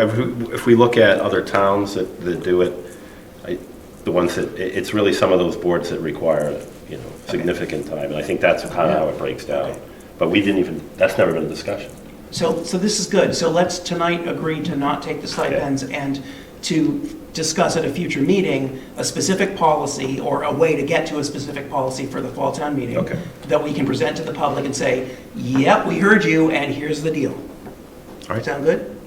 I'm going to take the. You already had a chance for public input, pal. I think I reserved about 15 seconds. No, Chase Kirby. Mr. Chair, if it's okay, I wanted to hazard an answer to Mr. Nordhaus's question about why it's got applied to potentially the wrong place. And I think it actually has to do with the structure with which we go through the budget, where we hold a bunch of things and then we vote on things. And if it actually belongs in something prior to that, then there's no opportunity to go back and fix that. Exactly. We're voting line by line before we discuss the totality of that. And my suggestion to you would be to, at a minimum, take them in large groupings, right? DPW, right? Everyone knows that the health, Board of Health expenses aren't going to show up in DPW, but if you take them in larger groupings, then you afford yourself the opportunity to rearrange things within that instead of going line by line. Then when there's general agreement, then take them up in a grouping. The same thing happened with something George brought up, and Tim said, no, that's in this different thing. Right. Right, and I can't remember what it was, but. That was the sidewalks? It may have been, it was High a capital item. Right, he was trying to talk School about budget, the, that's right. yeah, school budget hold, and it was a capital item. So that was a moderated decision to go line by line, correct? Yes, the moderator has a lot of flexibility He as does. to how they can structure it, so I think it was set up, if you note, or if you remember from the warrant report, it's set up with a number next to, the groupings like DPW, so, that was certainly a way that the town moderator could have done that, but it did end up going line by line. So Right, I mean, is that fair, So to Chase? Chase's point, I kind of agree with, I hate the way we vote the budget at town meeting. I've always hated how we Okay, vote. well, let's talk to the moderator. Because if we go through it, let's just say that I hold the school department budget and no other one, and then I say I want to add $1 million to the school department budget. I cannot do it because everything else is voted. Now I have an out of balance budget and I have no way of saying, take it from somewhere Yeah, else. interesting. So the way we vote it is kind of not public friendly. Okay, let's bring it to Tim. We have a meeting before every town meeting to go over this, and that's an easy. Well, we have many meetings. Yeah. How many times were we collectively in a meeting with FinCom talking about the budget? This isn't talking. You're talking about how it's presented and voted, I get that, but The moderator meeting when we. to criticize Darrell a little bit, there was opportunities prior to Monday night for Darrell to reach out to any one of us and But say, we don't have. where to- do I find this? We can't. Why don't you guys? You're not going to hold the public to that standard like, I mean, they come up, it is what it is, so. You coming back again? It's valuable, I have good things to say. Sure. Chuck. Mr. Say Gerby. it fast. When I was sitting Through on the this chair, report, please. It made perfect sense to me, because I knew all of the details, right? I'd been through all of the meetings. You step back and you sit in the cheap seats, and all of a sudden it becomes much more confusing, much faster, because you're not embedded in it the way that you guys are. Well, Yeah, it's- that was okay. It's a game of, I don't even know what child's game this is, but it's, with the EA question, it was, the question about the town administrator's Salary. severance package. It was, okay, well, you can't hold it up here, you have to hold it down there, and we're going to approve every line item that leads up to down there. So even when you get to the point where you have the question, all the line items have been approved and there's nothing you can do about it, is the way it comes across. Yeah. And so, it's not friendly. I mean, I think at the end of the day, some of this, we keep saying transparency, but some of this, there has to be some trust on the boards, the finance committee and the select board to be not hiding money. That didn't help. That was a bad look. I think I talked to Mark about it afterwards.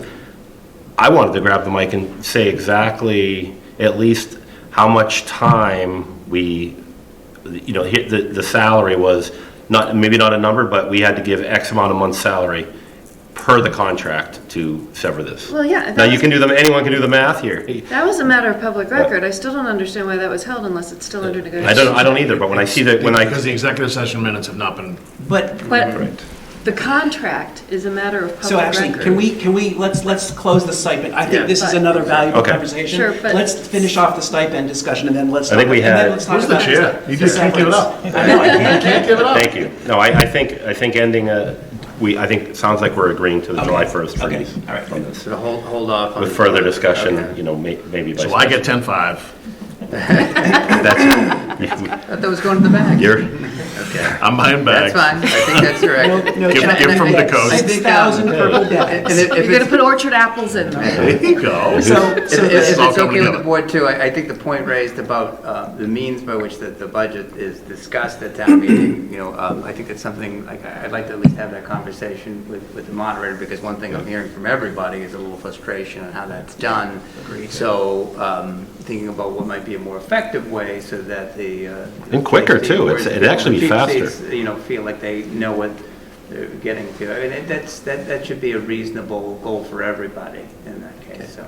we're not, like I said, none of us up here are trying to hide, I would hope, not trying to hide something. And that's, when I hear some of the questions when you're sitting there at town meeting, it feels like you're being sniped. And I instantly don't, I instantly think, well, we're not doing something right. And it's never, I've been hoping it's not a personal thing, but sometimes you feel that way. And this was one where it seemed personal, but then I was like, okay, there's something more behind this, and then we've uncovered a lot of what it is, so.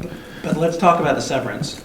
Let's talk about the. Yeah, now I don't know how much we can talk about this. Now, I'm just gonna speak for myself, sitting at the table, when the question was asked, over here, with you and town council, no, you can't, okay, so no, the town council says, no, we can't discuss it. So that ends it for me. Yeah, like I'm not gonna debate with town council. Well, I'll tell you, no, I'm gonna tell you. That ended it for me. Yeah, me too. So, I don't know, that's what town council's there for. So I still don't know, as I sit here today, what I could say about, because it was very clear in those meetings with Mr. Ansaldi and the attorney of what we could and couldn't say. And I'm still under that gag order. So Gary, I think what we can do is maybe, if it's okay as a to-do item, I think maybe you and I could have a conversation with town council regarding, what we can't release and what information we can share. Because I think that, that's clear, that's the spirit of what some people like to know, and let's determine what we can provide and take it from there. So I think the board can just commit to look at it. But in the moment, and like if something like this happens again, if I had been thinking fast enough or had been clever enough, I would have realized his contract is public record, and we could have confirmed that the severance package was in accordance with his contract. I don't think that is. I think it would have been undercover. It would have been okay.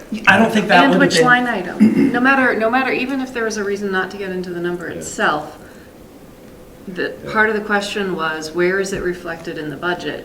And there wasn't an answer given to that either. I thought Patty said it was in that was the answer. In terms of how the settlement was. She said it would come out of reserve fund transfer. Right. Oh, okay.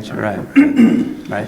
I think just to be fair, and to Chase's point, is that, you have to think about your in a setting like this, you're doing these things without necessarily a script, right? So you're not coming in and saying, okay, here are the words on the page that we're trying to follow. So that, I think that, the board is intending to, do right by the people who've elected them. Yeah. But keep in mind that these questions come fast, they come quick. When, they made that change to, to go from salaries to expenses, that happened quick on the fly.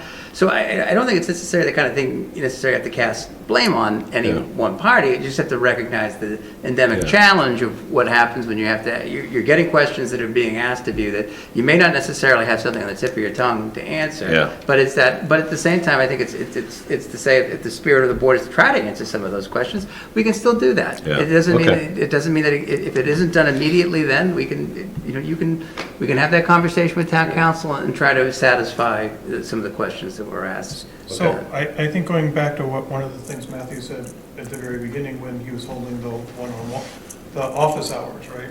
I think holding office hours to collect some of these questions before a town meeting, so that not necessarily to answer the questions at office hours, but so we know what the questions are and we're prepared to answer them. I think that would be a good thing to do. Yeah, someone can come and say, like, where are your stipends in the budget? And I could be like, I don't know. That's a great question. Let me go find out for you, right? Yeah. Okay. I think that's good guidance. Okay. What else? I can go through a few other of these. The water and sewer, Articles 6 and 7, water and sewer, I just have these in here because we're still waiting to get final figures in terms of what the debt service will be looking like on them. I just want to flag this for you. We may be coming back to the special town meeting with some adjustments on that. I don't think it'd be anything necessarily that radical, and we may, on the sewer side, we did get an earmark from the state that we may be able to use and apply to the debt service on this. Wow.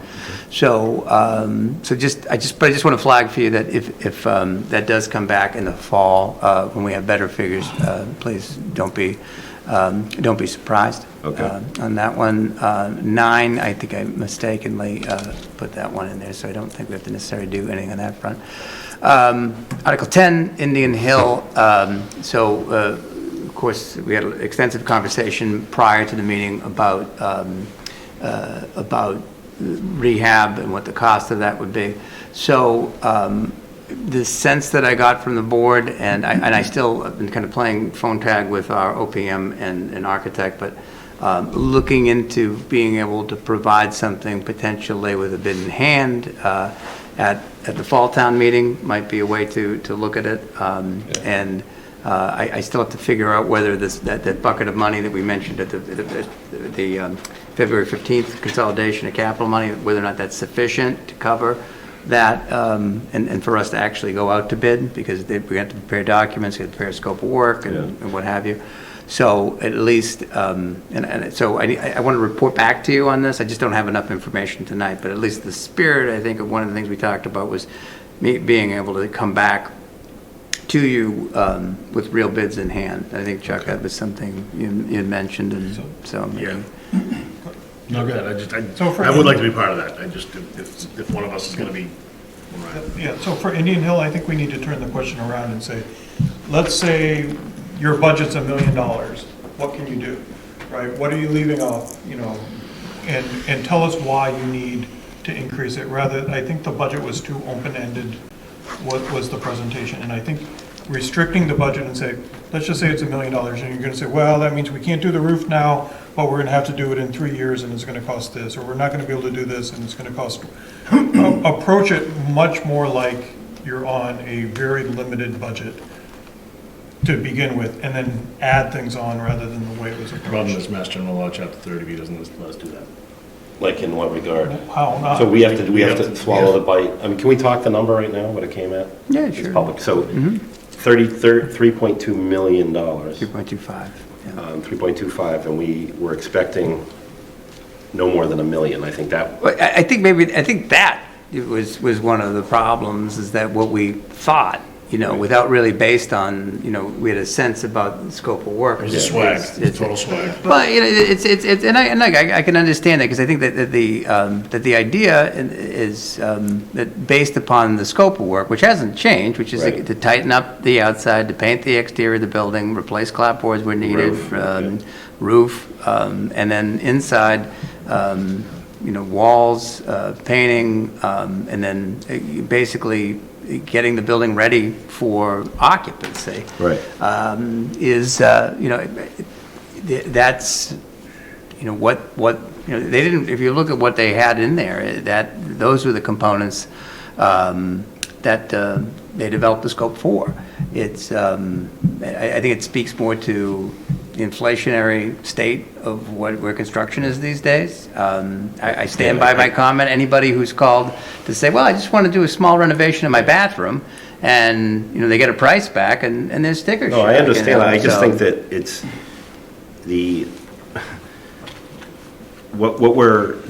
to me, if I get that number's a shock, sure, you can use for bathroom reference. Yeah. But okay, do I really need a roof? Well, maybe that place doesn't need a roof for the next 5 years.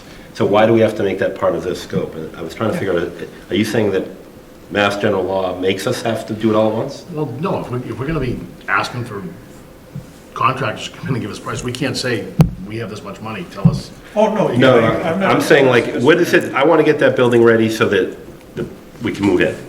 And that means the inside of that building needs to be, the walls need to be right, everyone needs to be where they're painted and everything. And it can't be leaking, right? The inside needs to be done, and then we can talk the outside and the trim. People can do trim work while people are working in there. People can do the roof. But I just don't know, is it more sensible to do this one big chunk number, explain this 3.25 at the special, broken down, what it would cost us if we were to buy this building, that's still in the back of our head, to construct it. Or alternatively, we start working on, on the scope. We delve deeper into what's absolutely needed, what can be cast aside, and potentially one of the things we could do is if we can, if we have the funding to go forward with the design based on that, a realigned design of critical things, then potentially, if we can time it right, depending on when we have a special town meeting, come back with a bid in hand, potentially. Yeah. Potentially. All right. When we So- say move in, are we talking about the administrators or are we talking about Parks and Recs programming? Both? Yes. Yeah, I think that whole interior, whatever. Third floor would be the school department. And we're planning on moving Parks and Rec before we have any outside play area for kids to use at Well, they the don't use facility? outside play area really right now, right? Yeah, they're in the They busted library it. building. Yeah, so but they have, the ball field. they have the ball field and they have the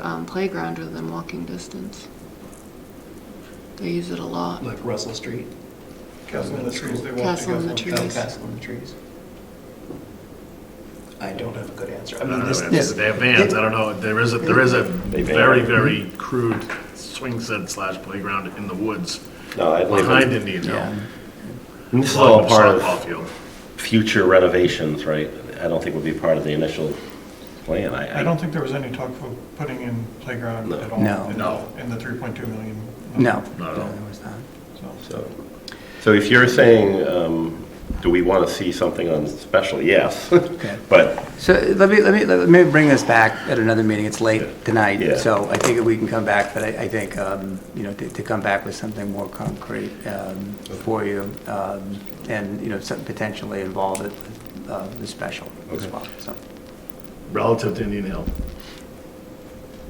I think it's worth us looking at, is there anyone that could operate out of Indian Hill right now so that that building is occupied in order to get a better rate for our MIA insurance? Right. Whether it's That's a lot of money. the veterans agent or Yeah, let's occupy the building. Yeah, it's a possibility. they're going to hold us to the. I mean, could the school law, that's all. department move into the first floor? And then we do the second floor for them, and they move there, and then we do the rest? I don't know. I just think that an occupied building versus an Yeah. unoccupied building Thousands of dollars a month, you save. a month. Potentially, I mean, I think it's, how we would do that, because then we'd have to look at that, Chuck, look into it, so. Yeah, I think it's worthwhile, just, if it's thousands a month, it's definitely No, worthwhile. It's a point taken, it's a point, and it gets into the, how much, that occupied buildings and unoccupied buildings, different standards. So, They might but we prorate it. can look into You know, that. if the building's 20,000 square feet and we have one guy with a TV tray and a laptop. They're holding us to. I think Chuck's got a new home That's here. just it. I mean, This if they're is gonna- good. So, there you All the go. lights are on. TV dinners over there, so. All right. All right, it's getting, Tabulators. it's getting a little late here. So tabulators, so just to come back to everybody, it seems like that was, we received support for that, but we need to kind of get organized and determine, how we'll go about looking at that, so we I can think the come back. gentleman who spoke on that a couple times has volunteered himself to start a committee to look into tabulators. Okay, so who was that? I don't remember, I'll have to go back and look at the tape, but he was well-spoken and had clear opinions about it.